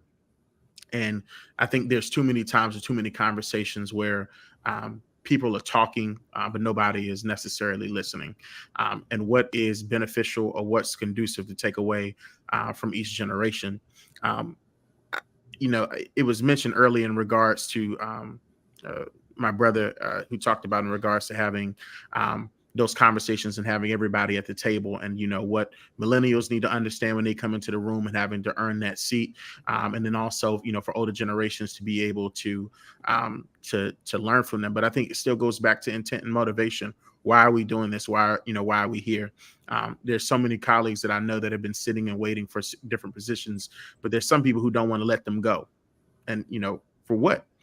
So I think that, again, it just boils back down to intent and motivation about why people are involved in ministry and what's the most conducive way to move forward with both generations or all generations included as well. because it's for everybody. That is. I think we need to take a breather. Listen, I'm gonna say this before we go on commercial break. I'm mad at all of y'all millennials. I know y'all can't count change because the people at the restaurant, if the machine don't roll the change out of there, they don't know how to give you no change. They don't even know you get the little girl close the drawer. I'm like, baby, give me my nothing came out of there. You don't get no. Yes, ma'am. Your machine is broke. I need my change. They gave you $20. I need my change. But my problem with y'all right now is that y'all have for a whole hour and 35 minutes allowed that to scroll on the ticker tape down there, missing an end. And I'm not pleased with that. God is not pleased with that.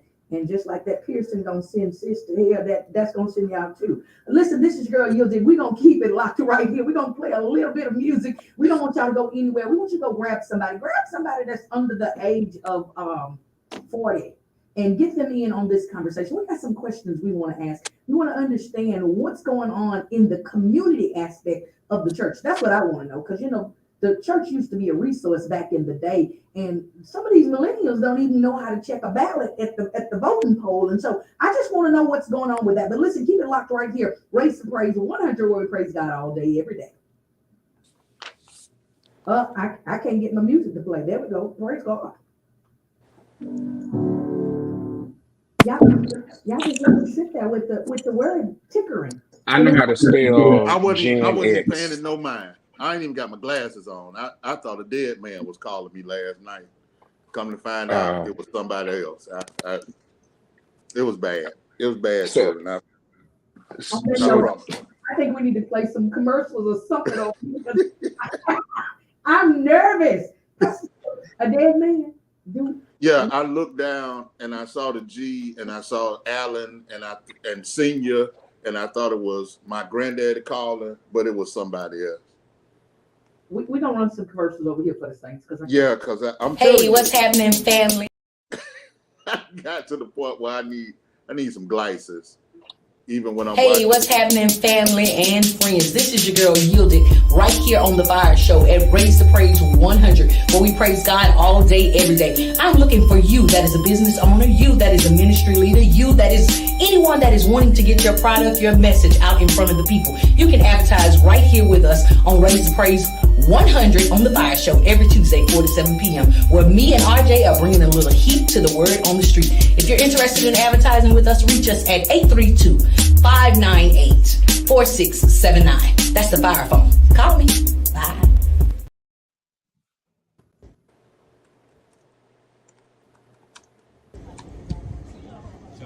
Hey, listen, it's your girl Yielded, still out here in these South African streets. Man, taking in the culture. We're here in Soweto. Listen, the home of Nelson Mandela, the home of Desmond Tutu. Man, the only street in the world that houses 2 Nobel Peace Prize recipients here in South Africa. So wait, in the whole world, y'all, Desmond Tutu, Nelson Mandela, 2 Nobel Peace Prize recipients. Listen, I'm taking in the culture, man. We're doing what we're doing right here in these South African streets. It's your girl Yielded, Raise the Praise 100, doing what we do. Praise God all day, every day. It's the Fiyah Show, where we put a little heat to the word on the street. Just so happens to be in South Africa. I'll be back. Y'all keep it locked. All right, we'll see you. Bye.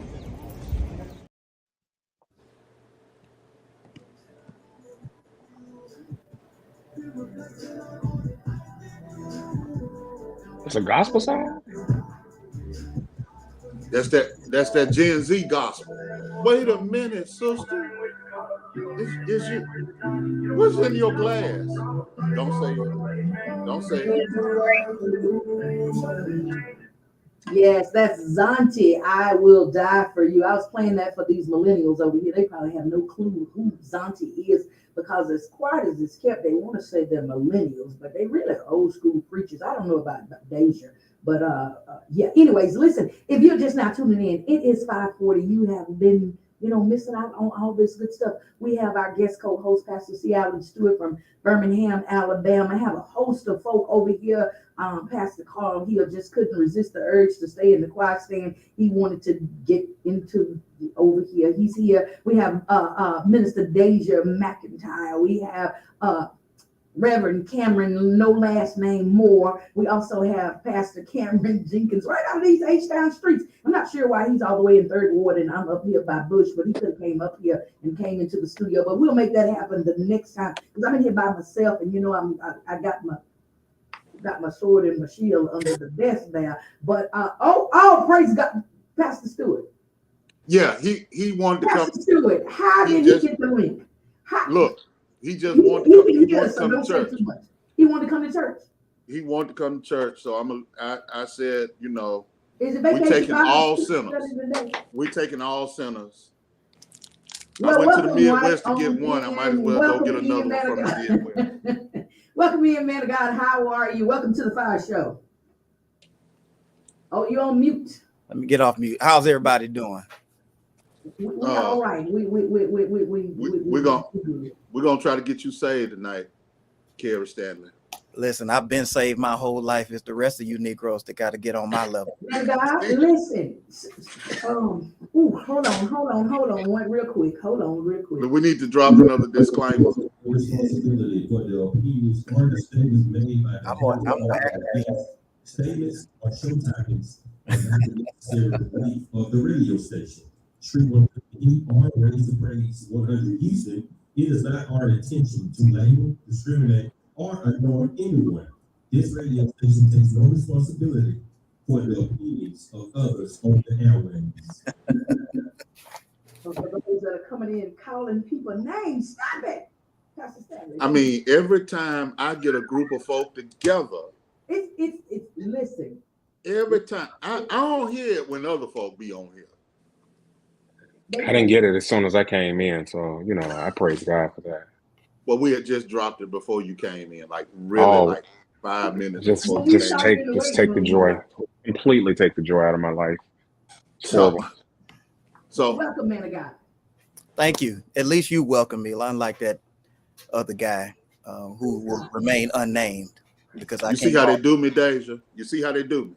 These supposed to be my people, and again, you are officially my favorite person. Because these other people, I don't know what to do with them. I have an announcement, Pastor Stewart. I am getting such joy out of them running you down because that's typically your job.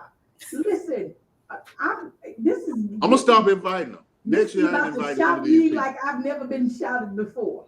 I'm about to run all the way down the hallway there with this bad knee and all. This is giving me great joy. But anyways, let's get back into it because we've been distracted the people. So look, I'm glad Pastor Carrie Stanley joins us from Detroit. Right now, everyone on the show began that. Those that are just coming in, Pastor Hill, Pastor Stanley, we were all young preachers at one point. Right? We were the rebellious young preacher. Is Pastor Stanley a millennial? No, he had a beeper. He had a beeper. He used a pay phone. Payphone, yes. He had a rotary phone in his house. Yes. He remembers three-way calling when it first came out, and when you had to dial one. When you had to be in the house when the street lights came on. Look, all of that. That generation. All of that. So no, he might be a baby boomer. He might be a baby boomer. I can't say what I was getting ready to. Please don't. I mean, so David, we can leave if you want to. But so tonight's conversation is about the millennial preacher, the millennial ministry, the now generation. I mean, and I've been wanting to have a conversation cross-generationally with younger preachers and those of us that are now being considered the senior pastor. So I've been wanting to have this conversation because the generation ahead of me did not have it with our generation.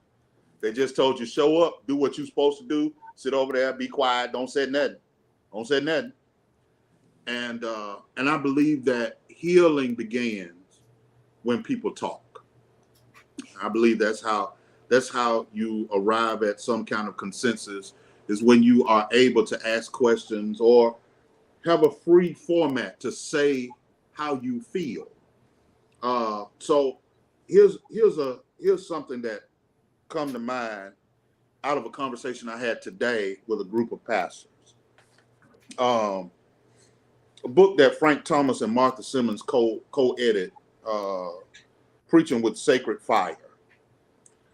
They lifted up that, sermonically, or the church, black church particularly, is a place that the sermon talked about survival. It was a means of protest, a means to find identity, a means of empowerment, and a place to teach doctrine. And so as we talk about what the church looks like going forward, is that still true? Should the church still be a place where our people learn how to survive, the place where they find righteous indignation and go, a place of protest, a place where people find their identity, where they're empowered, where they find what is orthodoxy? And let me start again with Deja, and then I'm gonna come down to Stanley, and we'll work it out from there. I would say yes, it should. My question would be, if we don't, well, I would say yes and no. Because it depends on, every church is not the same. It depends on how they display what your identity should be, right? In the ideal church or setting where, I mean, you are also, I appreciate my church where they also are big on living your life outside of the church, right?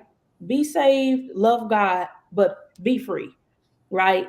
And not so much be free. I think be free in this sense of, when we say be free, a lot of the times people are like, go sin, go crazy, go live your best life, go do whatever, right? You can live your best life and all of that has nothing to do with it, right? We take these statements and make them more than what they have to be. I feel like being free can also just be being liberated from, these bounds of things that are holding you in ways that you don't want to be held.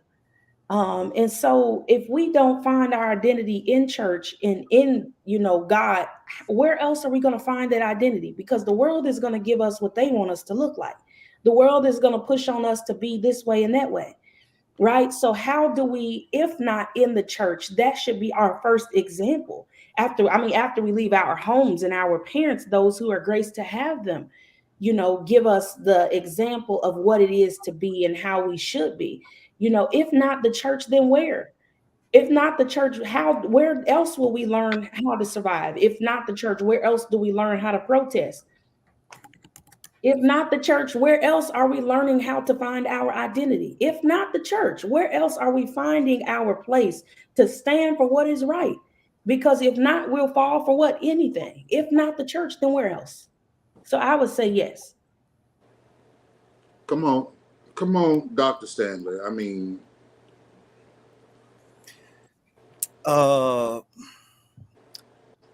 my opinion, I believe the church suffers from not just mistaken identity, but a confused identity. Vincent Lloyd says in his book, The Religion of the Field Negro, that the church suffers from a rise of secularism, where the house Negro has come in and he's taken on the persona of everything and everybody. And he wants everybody to be okay with what the oppressor has said was good and right. I mean, you look at most of our churches, especially churches that we all grew up in, on that stained glass window, we had to look at a white Jesus. And so that's where we thought our help came from. I also believe that the church, Jeremiah Wright said, the difference between the church today and the church then was we had educated preachers in the pulpit. When you said Reverend Dr. Martin Luther King Jr., he was literally a doctor, not the doc that we call everybody else in church today. You look at people like Dr. T. Walker Wyatt; they were doctors. My hero in preaching, Dr. William Augustus Jones. All those were educated preachers, and now we suffer from the feel-good religion. Anybody who says they've been touched by the hand of God, we give them a microphone and a platform, and we let them go out, and we never really push preachers to be educated and to study and prepare themselves. And so the church is suffering from mistaken identity because we have a lot of people who are practicing homiletical malpractice every Sunday. And so when you have people who are misrepresenting the word of God, what do you get from the people in the pews? You go in for heart surgery and they amputate your leg. What? You go to the dentist and they take out the wrong tooth. You can sue them for malpractice. You go to the doctor and they cut on the wrong arm. You can sue them for malpractice. You can be disbarred as a lawyer if you do not do your due diligence in a trial. But a Negro can get up on Sunday morning and tell you all you got to do is name it, claim it, blab it, grab it, call it, haul it, reach up, grab it, and you'll leave out of there with a good feeling, but with no theology. Mm-hmm. And the thing that's missing in the church is that we have divorced ourselves from the suffering that God has always delivered his people from. We don't have joy because we don't understand that God is a deliverer. We want the fishes and the bread, but we don't want to come in the wilderness and stay all day and get hungry. And I quit. So, I mean, you know, Black church has always been, and I want to make sure that I kind of hone this in. Black church is not just a place where we go to worship. It's never just been that.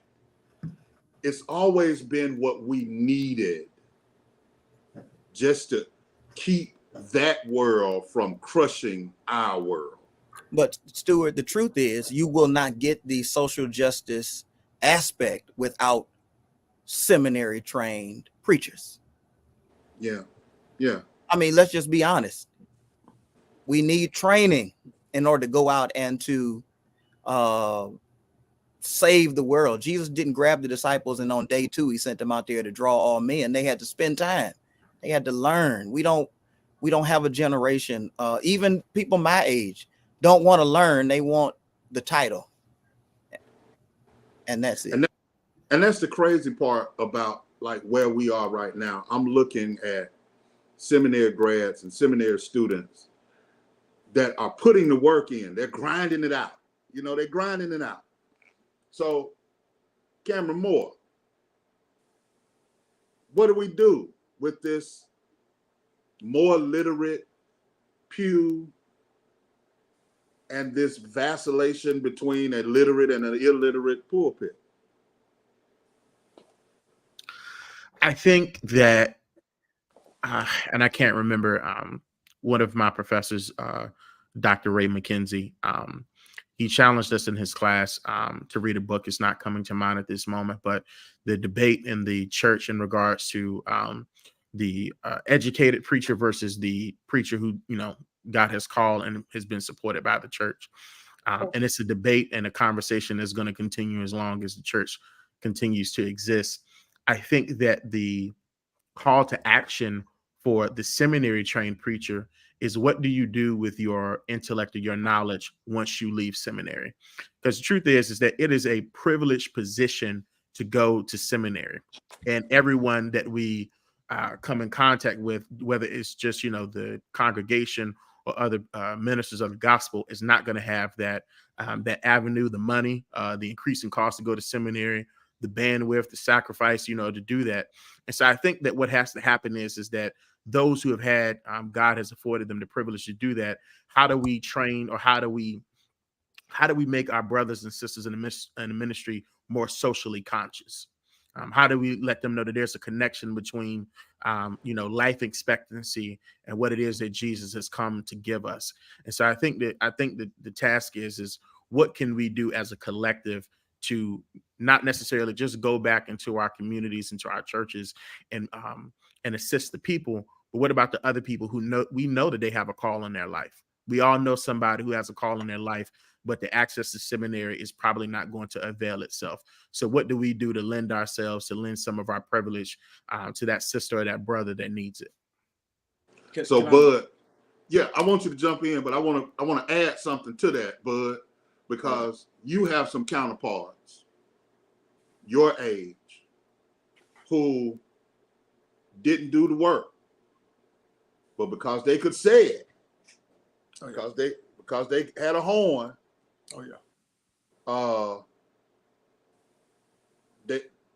They ascend. So now factor that into this. So go ahead. So nothing changes an organization like a change in leadership. I mean, you see it from president to president, university president, union president. You see it from pastor to pastor. You see it, nothing changes it like. And Carl, me and you from the same school. You know what it is to pledge everything at Alabama State. You know, you almost had to pledge to walk in the cafeteria, you know. And a part of my fraternity, one of the bigger things I had to learn is everybody didn't become an alpha for the same reason that I did. Right? So some guys wanted to be t-shirt wearers, some guys wanted points with the ladies, some guys wanted to do the work. And what the similarity and the differences that we see in the pulpit is, it almost seemed like as the church of old had one track.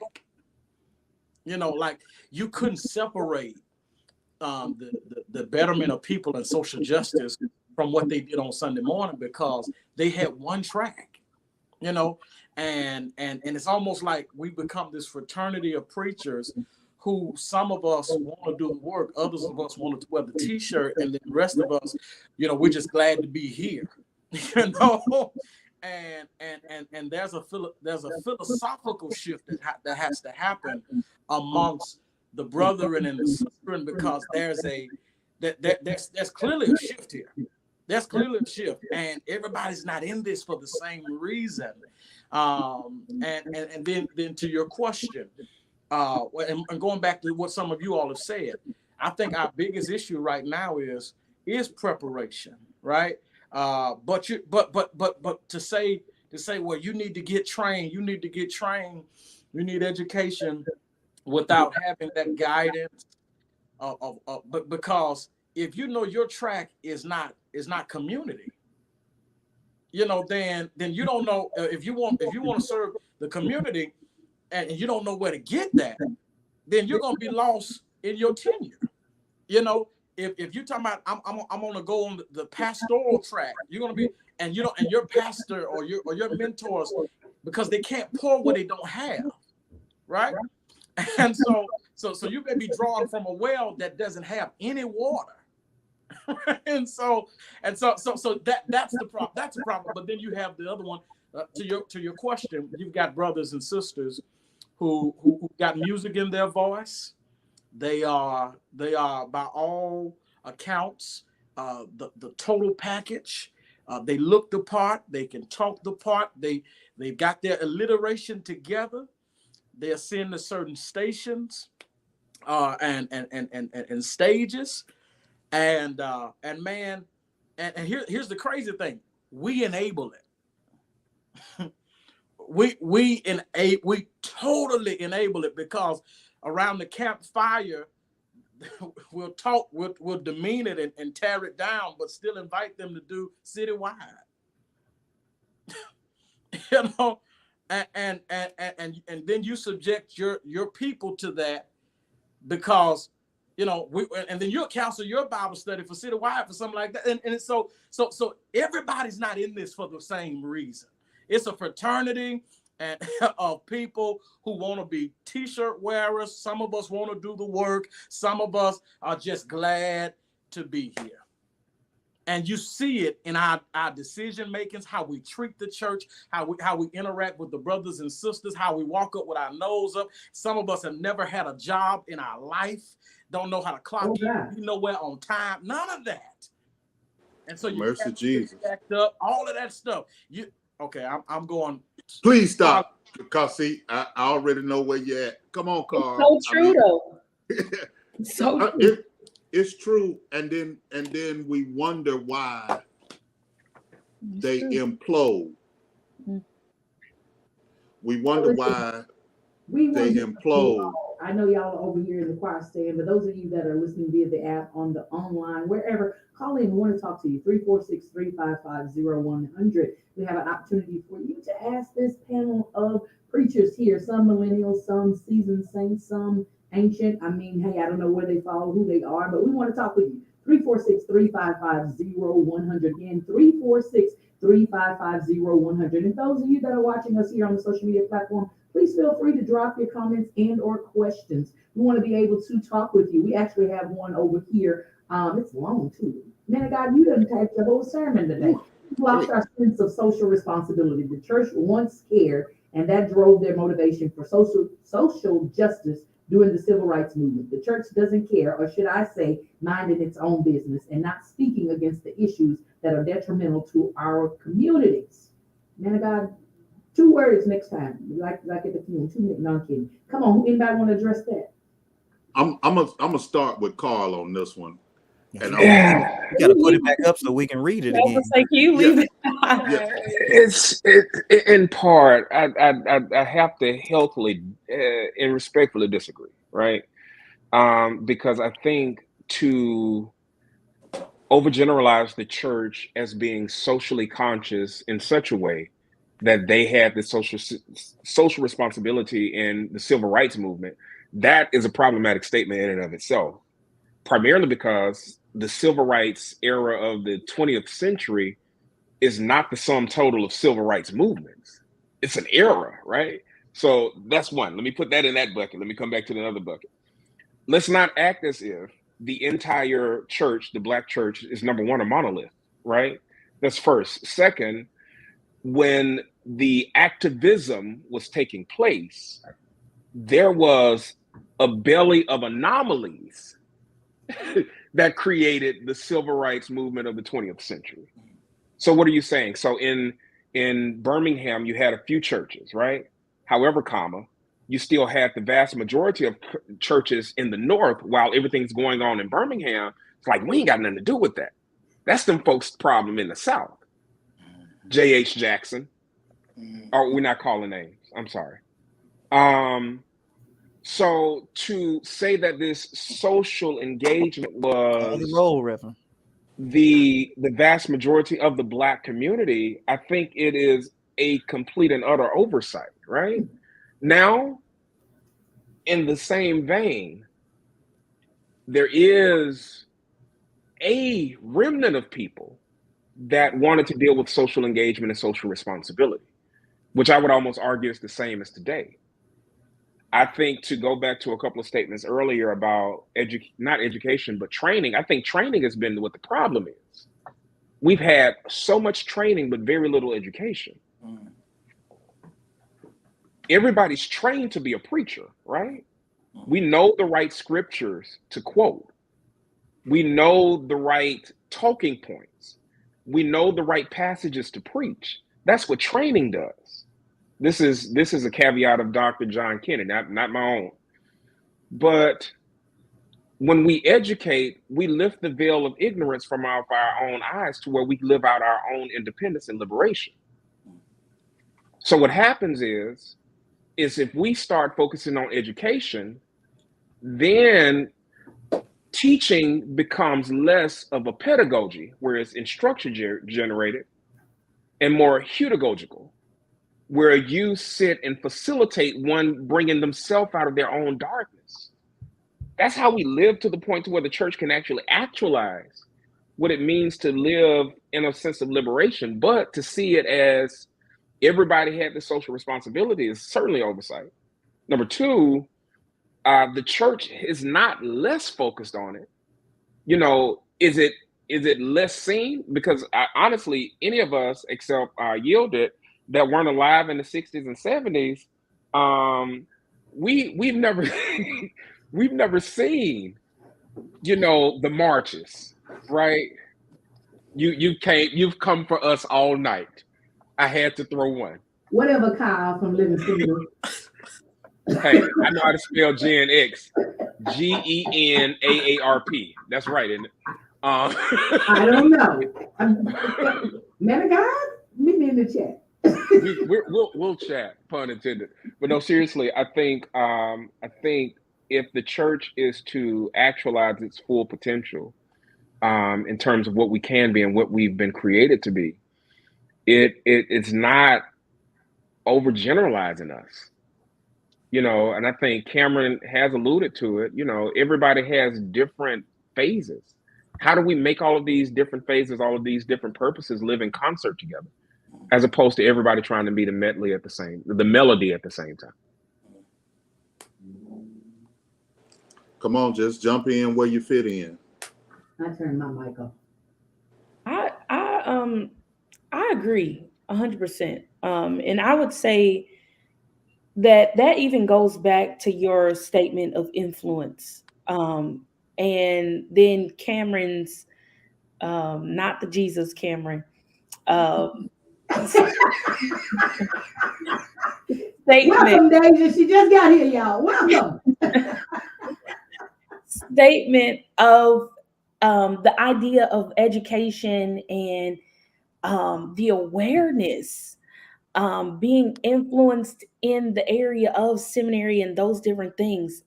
If we're honest, how many of us actually really knew what it was until somebody older than us made us aware?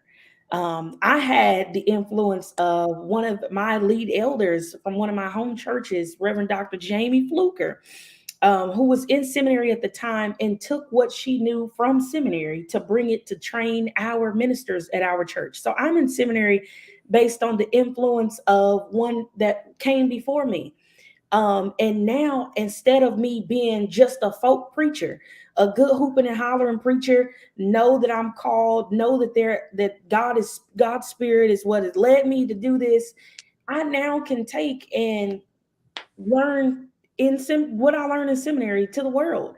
And so it makes you aware, and those places and those atmospheres, the context of seminary together, all together makes you aware of what's going on, not just in seminary, but what's going on in the world.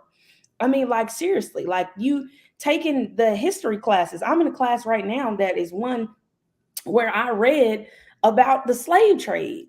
And I think it was Daniel Black, The Coming. And the idea, which is a wonderful book, by the way, the idea, him expressing the African culture and the freedom that people had before the ship, and then they are now transformed and kind of, I suppose, marginalized and made to forget everything that they knew, because they were traded and put under the same, I would say, stigmatized and put under these social barriers of those who were not of our color, to making people believe that this is what this is. So when we look at what the church is right now, what really is the church? Is this what we knew before we were traded? Is this what we knew before slavery? The spirit that we had before we were traded? What really is the church?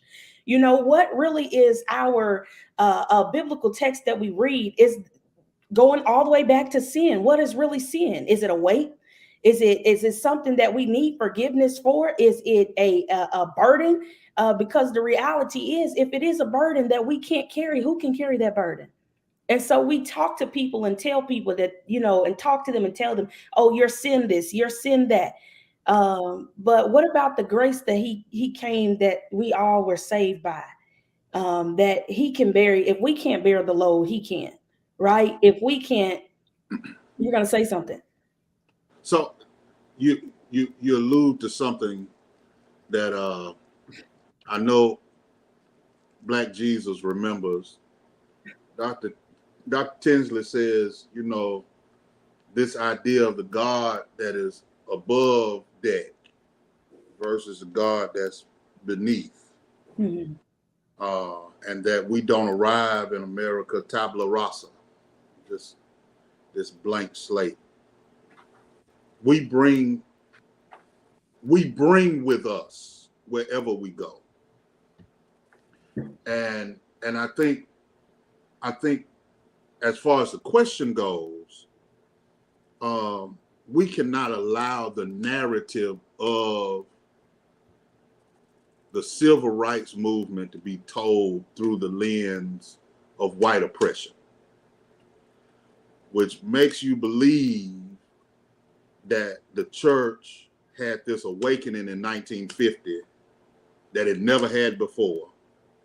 Absolutely. And that does away with leaders like Richard Allen, and it does away with leaders like Denmark Vesey, and it does away with preachers like Nat Turner and Sojourner Truth. It does away with all of that to limit the conversation to what happens from 1950 to, I believe, through 1968. And so that's number one.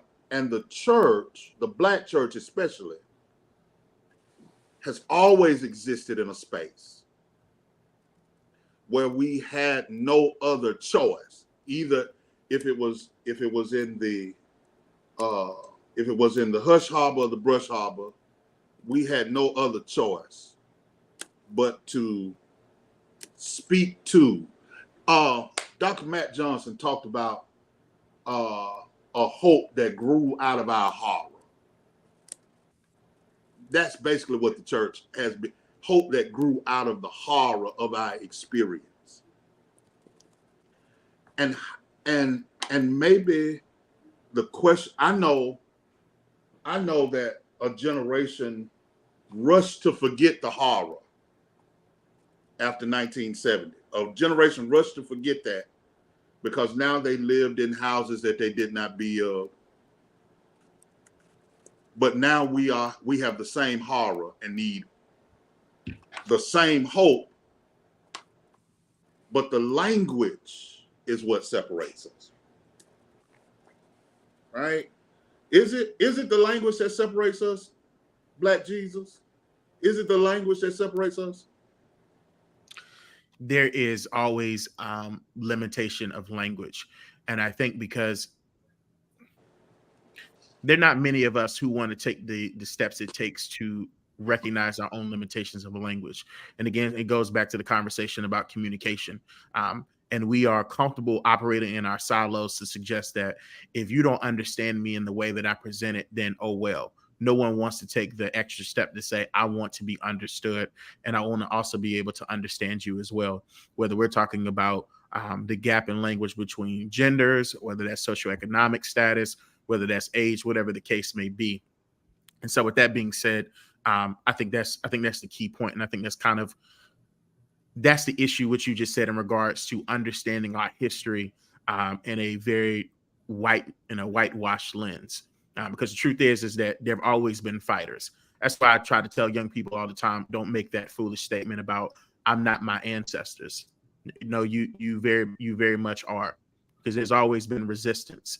And the fact that you don't think that there is resistance shows me that there's a limitation or an issue with language, because you're obviously not either understanding or comprehending in the way that you should be comprehending. And so I think it's important that those of us who are trained and do understand language in a very nuanced way, that it's up to us to bridge that gap, not only for ourselves and who we're communicating with, but also help other people be able to bridge those communication gaps within their own community.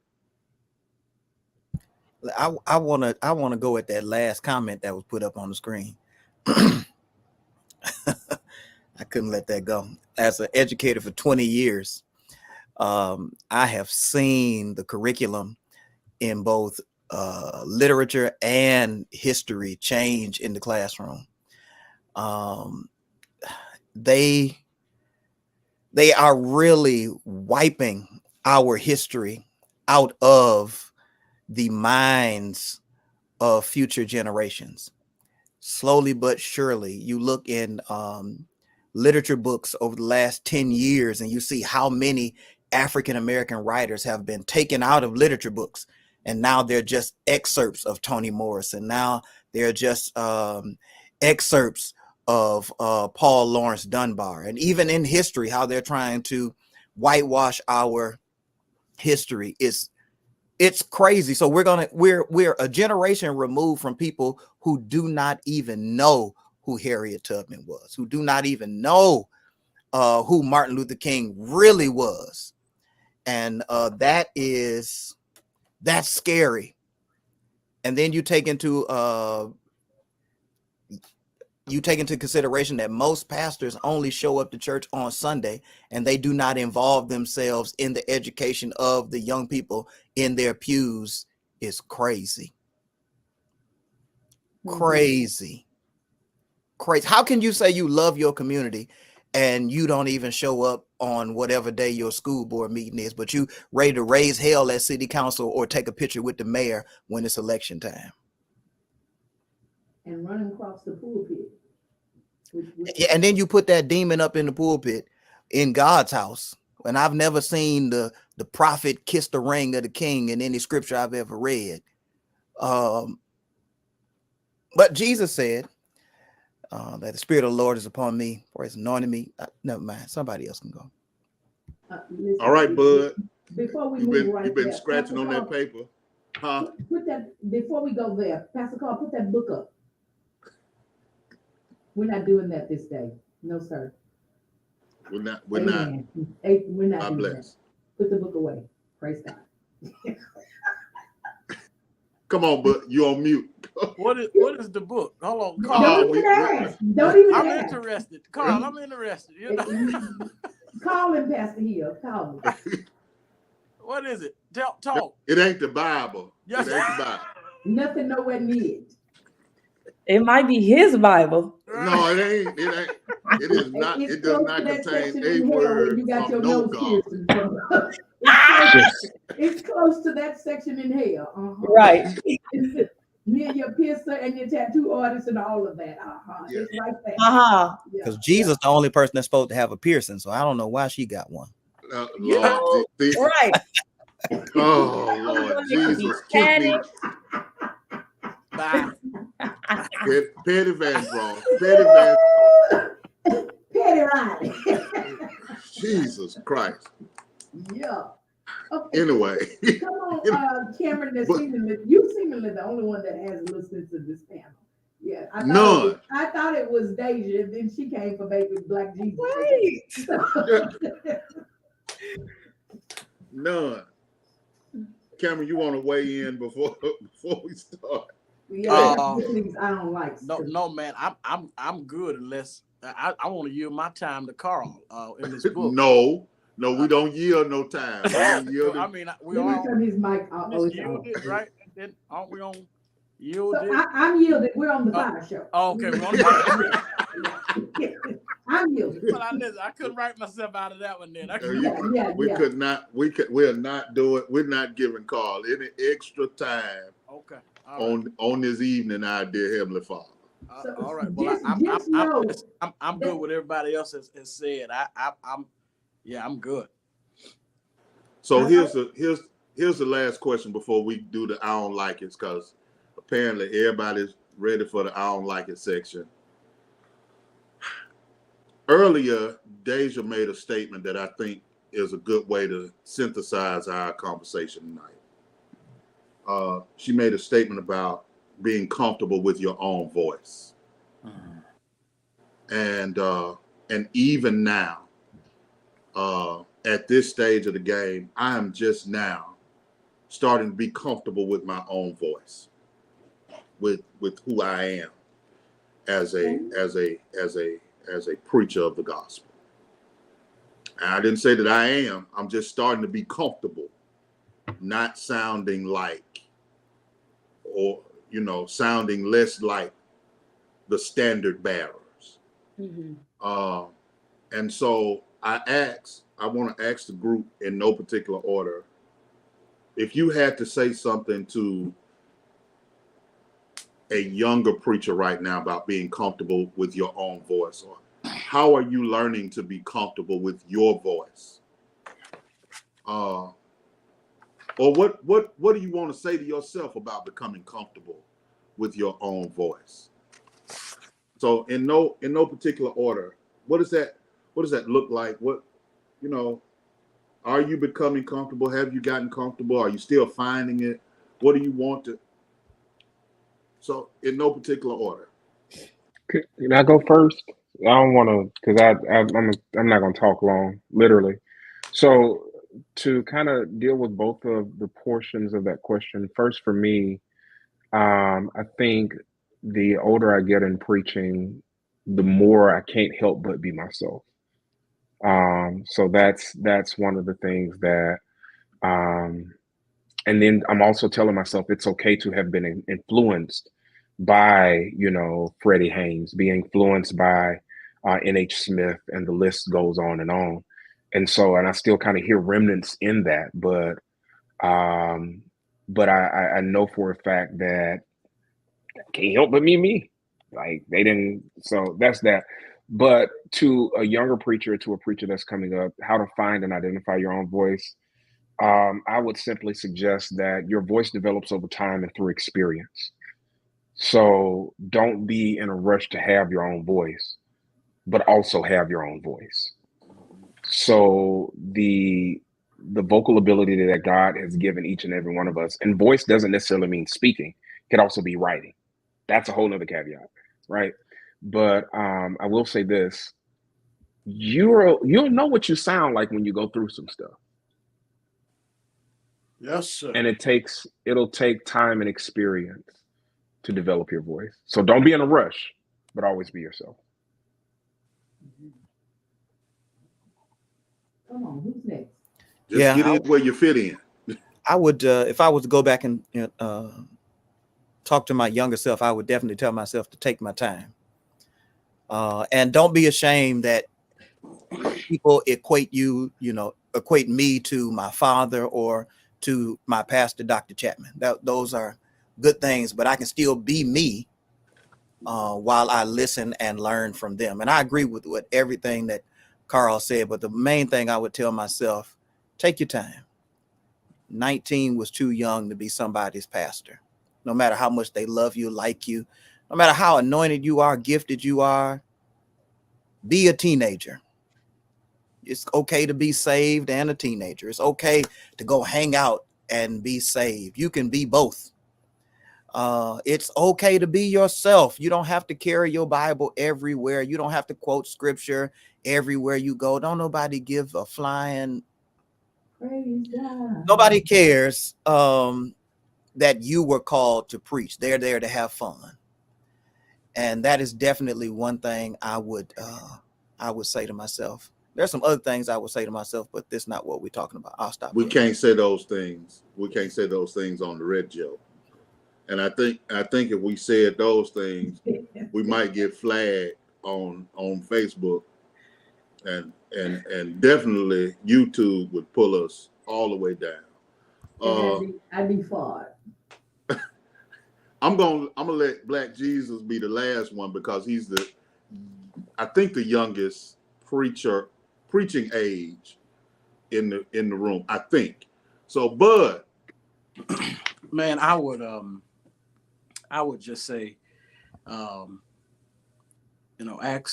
ask God to give it to you, to reveal to you what His purpose for your preaching is. Like it's been said before, all of us have different tenets of this thing. Somebody is full of social justice. Another may be full of just growing their church to learn to disciple people over and over and over again, small group and all that stuff. So ask God to give it to you.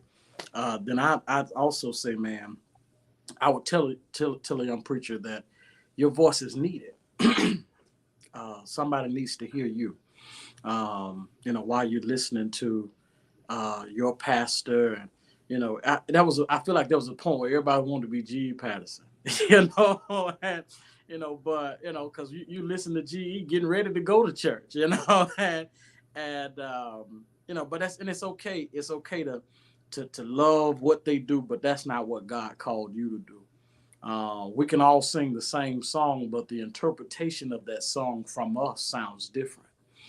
I may say sing thank you, Lord, different than you do, and it's gonna take away from your originality. Then I say study preaching, man. Study preaching. Listen to who you like. If you like pep rally preaching, be the best pep rally preacher you can be. If you are, if you're more intellectual and cerebral, go for it, but study it so you can know where you fall in this, right? And then I'll say commit to growing. Commit to growing. I asked my pastor a few years ago. I said, "Man, what has crafted your sermons or how you preach?" He said exposure and evolution. He said I've been, the more I was exposed, the more I evolved, right? So that would be my words to the brethren or the sisterin who want to continue in this thing. Just do you, and the Lord, he's gonna bless it. Amen. Amen. Listen, Deja, come on. I would definitely say, just like everybody else, be you. It's a million other people out there. It's only one you. Your mentors can influence you, but you don't have to be your mentors. You have your own voice. It's unique and it's needed. And I think one of the things that has helped me through the years is preaching my sermons at home to myself, preaching in the mirror, preaching. I mean, holding a whatever is near that is in most similarity to a microphone, preaching it, using my voice, giving it everything that I've got, making sure that before I go preach, I'm looking myself in the mirror and telling myself that I am needed, that I am necessary, that I have a word in me that God's people need. He didn't just call you for no reason. And so I think one of the most important, and then surround yourself with people that are going to encourage you and upbuild you, because the worst thing and the worst place to be is around people who are insecure and not sure of who they are, because they're going to be the ones who try to make you feel like your voice is not necessary or needed. They don't mind putting you down. They don't mind being the one trying to invalidate you. And so I would say most importantly, be yourself, and fall in love with yourself. Because once you do that, you'll begin to fall in love with your voice, and you'll begin to be comfortable hearing who you are when you preach. Don't be scared of your own voice. Amen. That's awesome. Thank you so much. all right, the anchor man, Where you Black at, Pastor Jesus. Stewart? Come into the light. Black Jesus. Pastor Stewart. You didn't got caught up in the rapture or something. We don't see you. Chris, your screen is dark, brother. Come on in. He too old. He don't understand technology. Somebody. Take the post-it note off the back of his camera. Listen, y'all, we are getting up to the testimonies part of the service here. Just a little bit different than any church you've ever attended. It's an opportunity for you to simply get some things off of your chest that you don't like. Listen, check it out. Every single thing. I don't like it. This is an opportunity for you to share on this segment.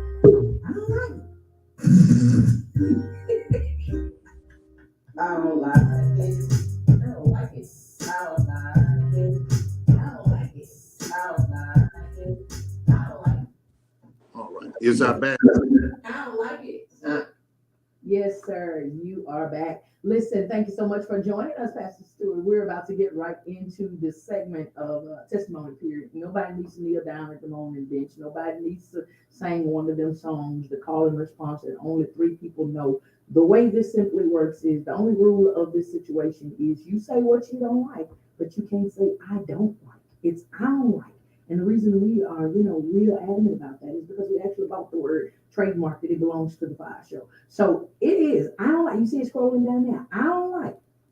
That is the word. So you can share whatever it is that you want to share. You can say it however you want to say it, but you cannot say I don't like. And I'm still with this front lace front. thing bomb situation. I don't like it because it's getting even more radical as the days progress. The makeup bust down the middle that don't match the neck or the face. The baby hairs that are running into the eyelashes and brows. I don't like it. I'm not feeling it.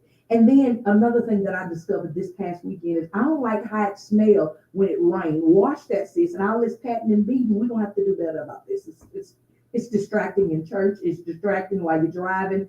I don't like any of that. So yeah, come on in, Pastor Carl. I don't like that you got your book, and I don't like that you can turn to the side. It's the posture that disturbs me. Sit up straight in your chair, sir, and stop.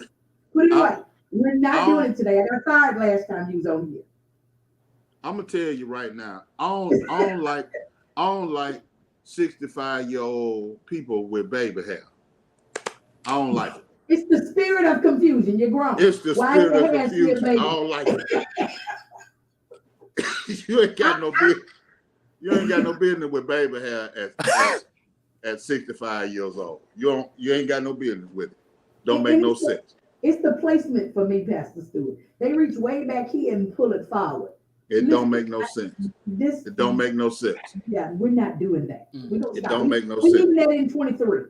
We're leaving that. Y'all need to pray. Petition, just put it on your prayer list. Come on, who's coming up? Deja, you tickle. Deja, you got an I don't like. Well, I don't like burgundy wigs on the mother's board. Say it again. Say I don't like burgundy wigs on the mother's board. Oh, you choosing violence. You chose violence. You chose violence. Ooh, you choosing violence. That ain't on nobody's mother's board. Jesse, baby. Because it sounds like he got some inspiration from somewhere. I felt a shift. I'm gonna read this one off the screen here. I don't like how we brown adults send their children to school uneducated. Why don't we teach them at home to be proud of who we are and from whence they have come? You might teach them. Teach them. That's it. Teach them. I'm with it. Put your hand down, Black Power on God would. No, sir. You're not saying Kyle. No. Kyle. Who said? So, Pastor Stewart, I don't know. I think you had fell off a little while ago, but they were saying in the chat that Keto looks like a Living Single extra. So I had to think of who he was looking like. So Kyle from Living Single. You remember with Khadijah and all? Yeah. Kyle. Everybody get one free joke, and after that, and I don't miss. I don't miss. I'm telling you now. I don't miss. I do not miss. I'm telling you now. Listen, I got this right here. You know what this is? I know it. I got it right here, and I'm go on. Let Cameron Moore get his I don't like out, because he's been sitting on it all week since I called him to be on the show. Oh, you told him about the I don't likes. He was on a couple of months ago. I don't like how you. It was months ago, bro. You having a senior moment, dog. I was thinking. That's the second time you done called me old, Cameron Moore. I thought he was talking about Yielda because she. I'm just ready to read my little book. But look, this for you, Ehil. Look here. Go ahead, Cameron. I'm sorry, but this is for you while you was joking. I don't know if you're gonna be able to see it, but I want to show it to you. You play too much. It's actually my favorite while you was being a smarty. See, that's prophecy right there. That's prophecy. So he was gonna give me a peace offering. Put your cash app up, Hill. You done called out. You're a better prophet than Brian Carn tonight. Come on. Now see. Don't worry. Now see. We gotta violence. I don't like Cameron. People don't take pride in how we look or dress when they walk out the house. I'm with you. I'm sick of the pajama pants. I don't want to see. I don't like when you come to the airport and you look like you just rolled out the bed and shook. Did. That shook. Probably didn't even shake. Just rolled. I don't like how urban schools are populated by white teachers. I'm just waiting on my turn. Cameron, it's on camera because I got more. Come on, cause I don't like how you skipped over me a couple of minutes ago. I'm sorry. I was praying to Jesus.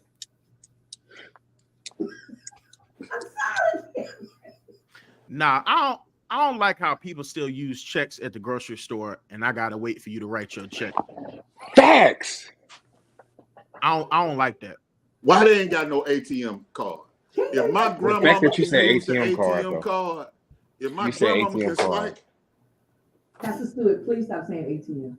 You just said it about 7 times on Jesus. Don't say it. Not a millennial. Y'all Just know go with Chris the debit. one that transcribed the Just 10 Commandments. So go with debit or Apple Pay or something. Don't say that. Right. what I'm gonna do, Kara Stanley.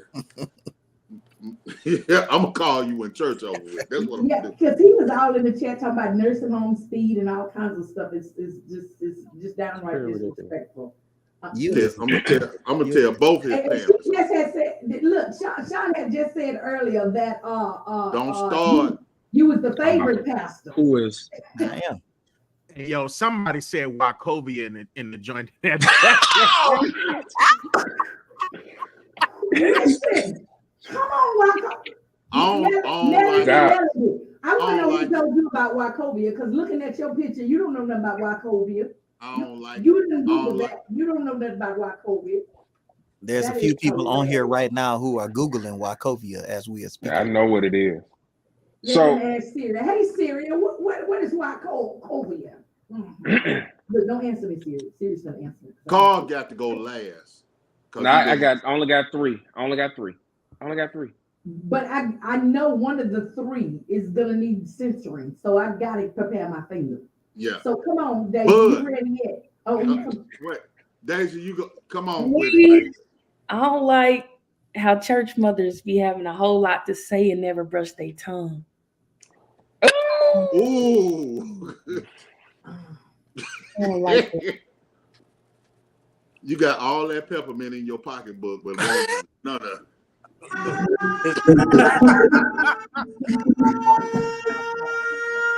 This is totally outrageous. mother mouth is It's outrageous. Yeshata. Mighty burning fire. Trash! Oh my god! Oh my god! coated tongue of thrush is the word. Okay, we're gonna say it. It's thrush. Yes. Wow. Who praise God. Daisy, Bud. thank you so much, Daisy. Good night.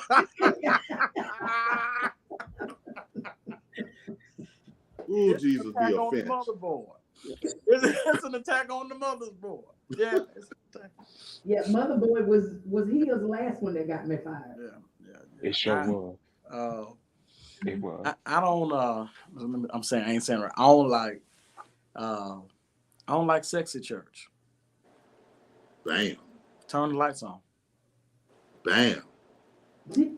Turn it on. Turn the lights on. What word are you saying? Can't see my neighbor. That man said he don't like sex at church. You heard what he said. I don't But like what that. were you This is saying? not. What did you say? This is not Teddy Pendergrass This ain't that. church. This ain't that. It's Jesus church. Turn the lights on. This is entering to his gates with Thanksgiving. I'm a co-sign with that. I'm a co-sign with that. I'm old school. I feel some type of way. Pastor Kelly, you all right? Are you froze, sir? Wait, you're not breathing or moving. What's I'm here. He just, it went from Deja hitting us with the stunner to him coming with the right hook and just laying us out. It's that 1-2 punch, man. Listen, I don't think we need to do I don't like with these millennials. We're not prepared. Look, they're gonna tell the truth with an L. Let me just say this. I know Texas doesn't have it, but in Alabama, folks from Alabama know what I mean. I don't like that we stopped getting the chicken from Publix for annual day. Look, listen.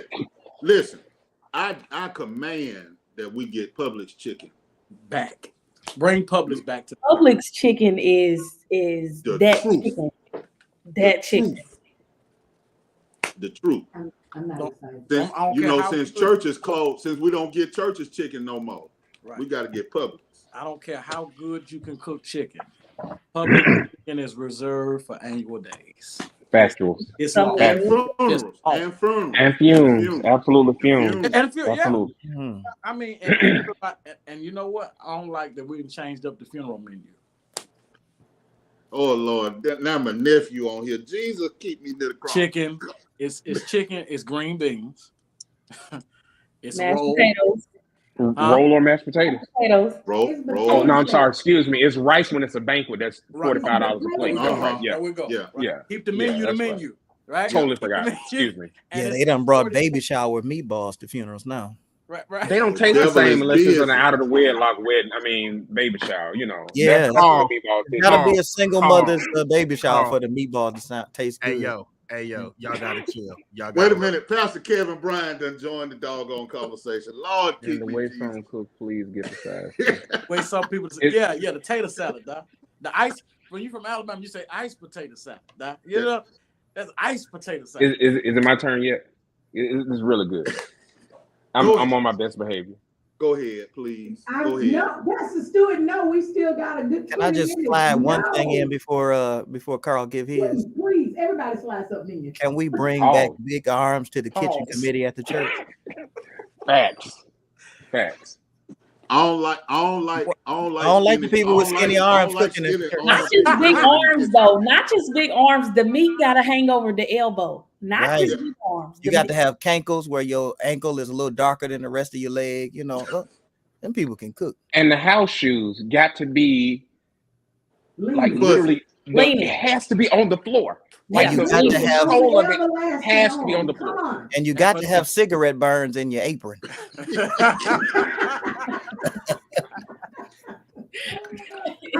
I'm over it. I am so over it. If they don't come from the kitchen on church anniversary to sing in the choir, doc, to lead that song in the choir. Yes. With the apron on. With the apron on, right. Apron on.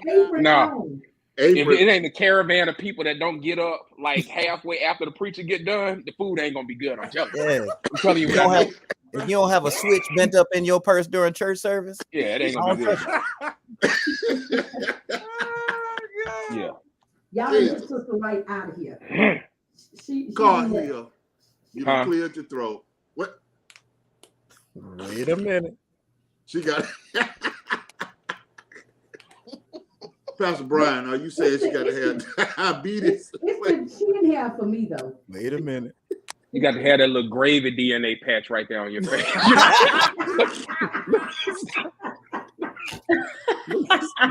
don't like this. I don't like it. I don't like it. I don't like it. You can call in here, which I don't like. I don't even know the You got to have a mustache. Jesus. Let me tell you something. This is for every show that you have ever done on the Fiyah Show.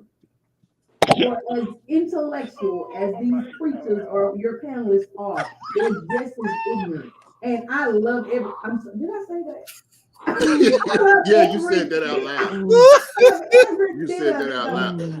Cameron Jenkins about to throw up on the church floor right now. He's sitting there fanning.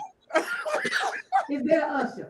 Yeah, over Yeah, I don't know. What is that gravy patch? Them old peppermint that you put it in your mouth and half the paper still on it, so food service. Wait, oh boy. I don't like old women that break chewing gum in half and give a child half a chewing gum. That ain't church. You spitting that out at a Baptist church. That's what I like. I don't like how you pronounce chewing. That's chewing. That's old Pastor Stewart. That's the point, because that's what they giving you. They giving you chewing gum. I don't like how you got more pan of macaroni and cheese back there, but you didn't put one. You didn't put them out. You know it's about macaroni and cheese. I know my grandma didn't cook 2 pans of macaroni and cheese. I know my grandma brought 2 pans. Listen, I started preaching so I could sit at the pastor's table when they ate food. So you can get the good potato salad, the good and the chicken breast, because that's the pastor portion. Yes, yeah, listen, I don't like how they do that to the preacher and then wonder why he didn't fell out in the pulpit. You didn't gave him the biggest piece of chicken that was unhealthy. We're gonna stop doing that to these preachers. That's my protest. I'm gonna rebuke what you just. I'm gonna rebuke what you just said. I'm Jesus. monitoring these plates. In Jesus' powerful name. I'm monitoring these plates. And Reverse now it. your suit buttons about to assault the whole front row because your bellies are sticking out too big. We're not doing that. Mm-mm. Anyway, come on, move on. The nurse in me came out. Stop it. Come on, who's next? I don't like it. We waiting on Pastor Hill to read from his notebook. From his journal. I just wrote these, like, so you know. You encouraging him. Pastor Hill, look at me, please, sir. Uncross your leg. We have time for him to read. How you know it? Yeah, because this is a whole art for you, and now your posture is off. You're going the wrong direction. Sit up, please, sir. These are actually pretty good. Okay, they're actually okay. I promise you. I'll just end with the worst one, if that's okay. So I'll just go from bad to worse. I don't like Android phones on belt clips.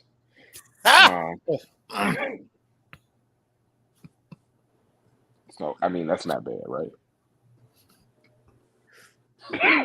Just keep going so we can just say. Okay. I don't like when Waffle House cooks cook without a Bluetooth earpiece and a cigarette. Thank you. And dirty floors. Right. The floors got to be dirty. And they The got I don't floors trust got clean Waffle House. I don't trust clean Waffle House. No. like it's just it's amount of consistency between the syrup on the floor and your shoe that got to just kind of meet somewhere, right? That's the only way it's gonna be right. Okay. Ain't nobody young supposed to be in the kitchen. Look, nobody. It ain't what they was cooking that's the problem, Solomon. The problem was how old they was that was cooking. You ain't got no place. None. A young member cooking in church. Talk about out of order. You can't Young even member go pick cooking up in the church. chicken. That's like a young usher with smelling salts. They don't know how to use it.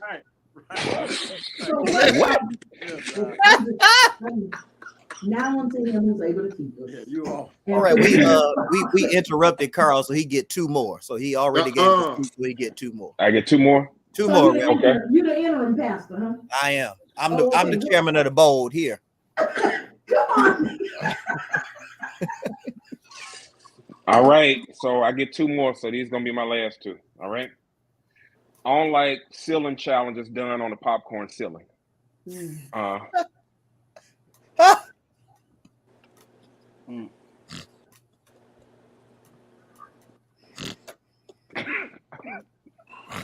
Go on to the next one, brother.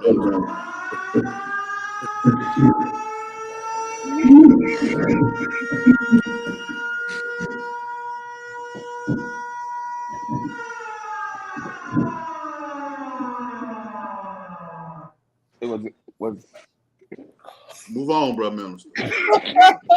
Or out, whichever way you want to go. Move on, brother. all right. And in honor of our church mothers, I don't like church mothers trying to get the men's choir to give them rod and staff to comfort them. That's my all right, reading. it's been good. That's my reading. It's been good. It's been good. You didn't even invite him. Oh my God. He just showed up. He didn't. Listen, I'm sorry. I really like you. I really everybody just got up and walked out. Deja's the only one. She ain't figured out how to walk out yet. That's She the one that won't take her heels off even though her feet hurt. She's gonna walk it out. She's gonna ride it out. That's what the mother's board said. Don't ride it out. She done shut up. Shut up. Carrie, shut up. That is crazy. If the Waffle House cook don't go straight. But they hot breath. If the Waffle House cook don't go straight to the grill from smoking a cigarette, I don't like it and I don't want it. Listen, because it ain't gonna be done. The grits ain't gonna be right. The waffle ain't gonna quite waffle. It just ain't gonna be good. Before we get out of here, the Waffle House cook gotta look like he need had to on go before the Lord and pray for prayer. I'm with it. So listen, Before we get out of here, and before he opens his mouth again, please let the people know where they can find you, your church and ministry, anything that you have going on. And I'm trying to come on, somebody. I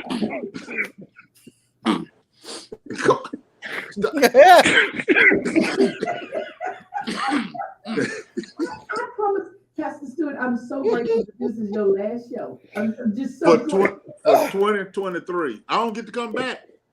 If Carl here comes, no. I can't take Carl nowhere, not even to the corner store. Listen, come on, man, God. You don't want that last one that's written, like it's too far. We have a request from the people, and this is the people's show. I can't. I feel bad about this one. Or the statements made by the host or the guest or not the necessary of the radio station. You sure? Slow and sure? Look.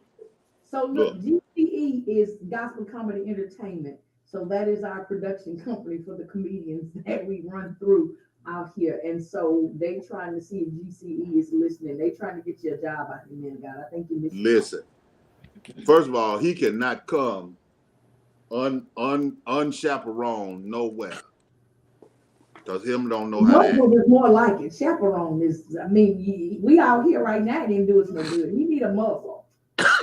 So, Carl here, just do me a favor, please. Constrain it.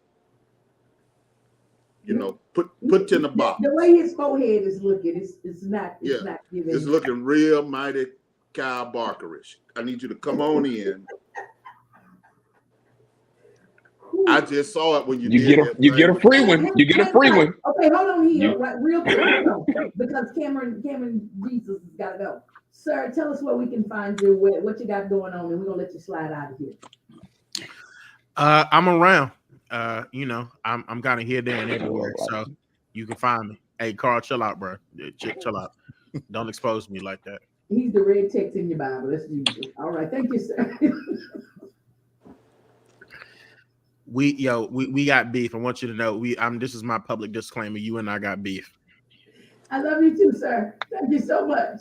You're amazing. Thanks, Cam. Look, just go ahead, everybody. Drop how people can follow you. Wait, Carl was giving us another one, Chris. Now come on. Yeah, I'm gonna let him do that on his way out the door. Out of here. Well, no, you want him to give that so we can clean it up with the Jesus pieces after that. I'm probably gonna be off the radio when he does this. It's just gonna be on social media. You got. Come on quickly. Never mind.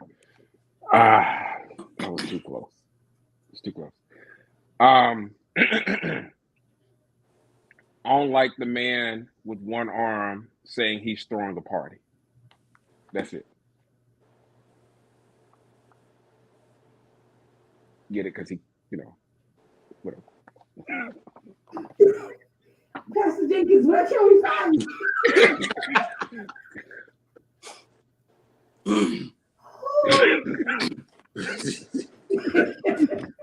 All right. Facebook is Cameron D. Jenkins. Instagram CDion_Jenkins. All right. I'm having a little respiratory. What and church is huh?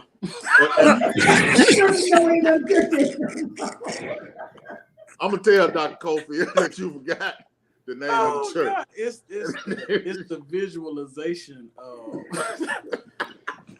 I'm throwing. Yeah, I hate to say. Come on, David. Where can we find you at minister.d over here? What else? Tell us. Come on.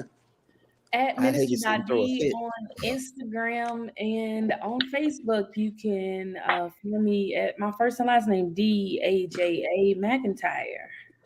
It's apostrophe in there. Okay. Pastor Stewart, are you coming? Thanks. I just saw the message from Pastor Kevin Bryant.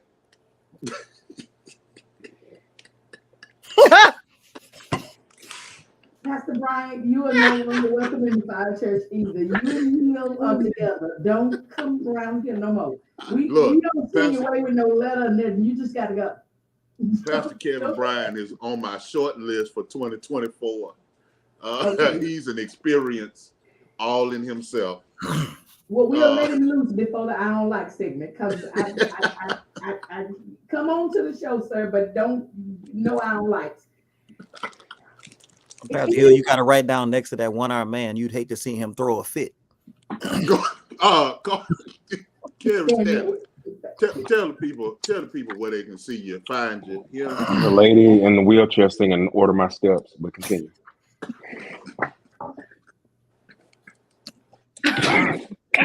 Deja, no. Don't do it. Don't do it.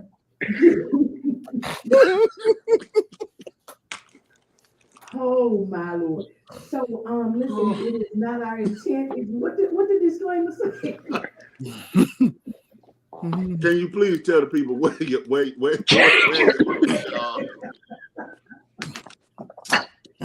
how they can find you all? Pastor Bryant, please. If you say you must stop singing, I lift my hands in total adoration unto you. One-armed man can't surrender all either. Pastor Kevin Stanley, would you please tell the people where they can find you, where they can worship with you and find you? Yes, you can come to the church. Don't follow me on social media. I don't post Jesus stuff on social media. So if you want a pastor that does that Jesus stuff, you have to follow somebody else. Don't follow me. But I pastor St. James Baptist Church in Pontiac, Michigan. You can come service every Sunday at 11:15. Yeah, that's it. And if I owe you money, charge it to the game. Because Jesus paid it all. Carl Frederick. Nobody's following him. Please don't, because it is a very dark place. Request, I rejected it. You did. We'll talk about that later. Facebook, Carl Frederick Hill. Instagram, Carl Frederick Hill. X, CFH off record. Then what else do I have? Oh, church. Serve here as senior pastor at Evergreen Missionary Baptist Church here in Birmingham, Alabama, at EMBC Birmingham. That is my life.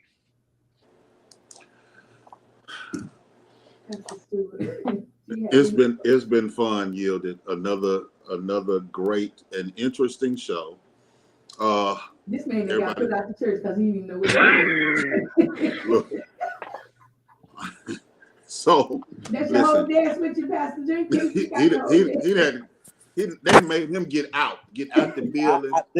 This should have been somewhere at my house. If there's a next time, I know exactly right about. I don't like it. I'm getting on the freeway. Yeah.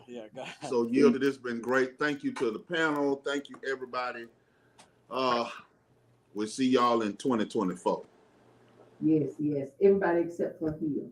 We thank y'all so much again. It is always a pleasure and an honor to have Pastor Stewart do his show here once a quarter. I was thinking prior to this show, maybe a couple extra Tuesdays, but no. Hill has reminded me why it's not so. So I am grateful again for you, Deja, being here. You also, Pastor Jenkins. I'm still concerned about Stanley and Jesus who left us. And Hill, you already know how I feel about you, sir. That is why I declined your friend request. But we are here every Tuesday, 4 to 7 p.m. Central Standard Time, bringing you a little heat to the word on the street. So guess what, Pastor Stanley, you're welcome to come back maybe another time for about 30 minutes. Deja, you're definitely welcome to come back anytime for the entire duration of the show. You got a good strong hour and a half. But that's sexist. Pastor Carl here. I'm yet praying for you, man of God. I'm God praying. bless you tonight. Yeah, I appreciate your willingness to be here, but it's not welcome anymore. Thank you so much. God bless you tonight. Oh, now you done put on your good Your preaching. church voice. Yeah, church voice. Okay, come on. So, Pastor Stewart, anything further before we get out of here? We at 7 o'clock. Merry Christmas to all, and to all a Happy New Year. All right. I think with that, we need to run the dedicated news one more time. What y'all think? Okay. Put the lady with the moon pie crescent face back on. That was mad at the Christmas lights. Say it again. I'm sorry. No. What you say? No. Listen, y'all, thank y'all for being a part of the Fiyah Show. All of the listeners, all the callers, all the supporters, all of you that are praying for Pastor Hill even now. We thank you and we pray that something was said on today that will invoke your heart to do something different. But anyways, we're gonna get up, we're gonna get out of here because Pastor Hill has reached his limit of restraint. And so I need to keep my job. I like it here, and the people gonna let me come back. So listen, y'all, keep it locked right here. Raise the Praise 100, where we praise God all day, every day. We getting out of here. We going somewhere as soon as I can get a song loaded up here. I wasn't ready. Why? Because they cut up and clown too much for me. But listen, I still ain't got no song, so I'm still talking. Y'all, anybody got anything else? Give us another one, Carl, while she find the song. Come on. Give us another one. So I got to go. Hold on. Go to the back of the book, not the front. Go to the back. No, not the back. Not this. Book. This is the one. He here for the smoke, but now he don't want Yeah, to go. Just throw it to the middle and read two of them from the middle while you look for something. So let me ask you: did you write these, or is this a pre-printed book? No, these are all handwritten. You can't see it because my screen is blurred, but my handwriting is terrible. So that was that. I have one appeal, and this is serious. Musicians, please stop cussing in the talkback microphones. We know.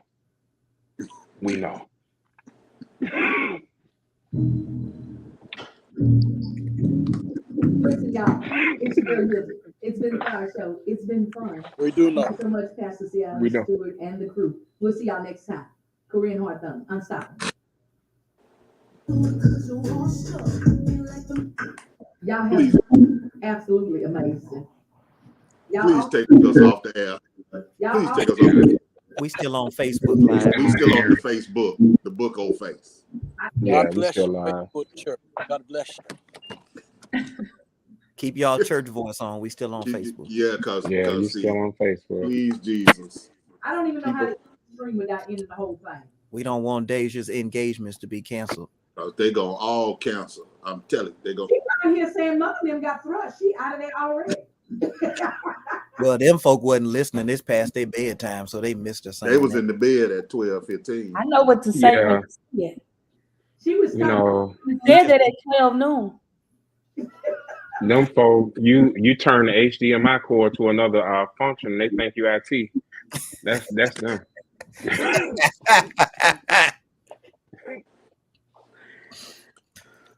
It's been fun. Thank you. We still live on. We still live on. We still live on the book. Are you gonna take us off the book? I don't know how to take it off the book without shutting down the whole thing. I think my computer frozen like Elsa. Goodbye, y'all. Everybody just leave the room. God bless y'all. Thank you. Yeah, it's certainly frozen. Yeah, I'll text Chris what I want.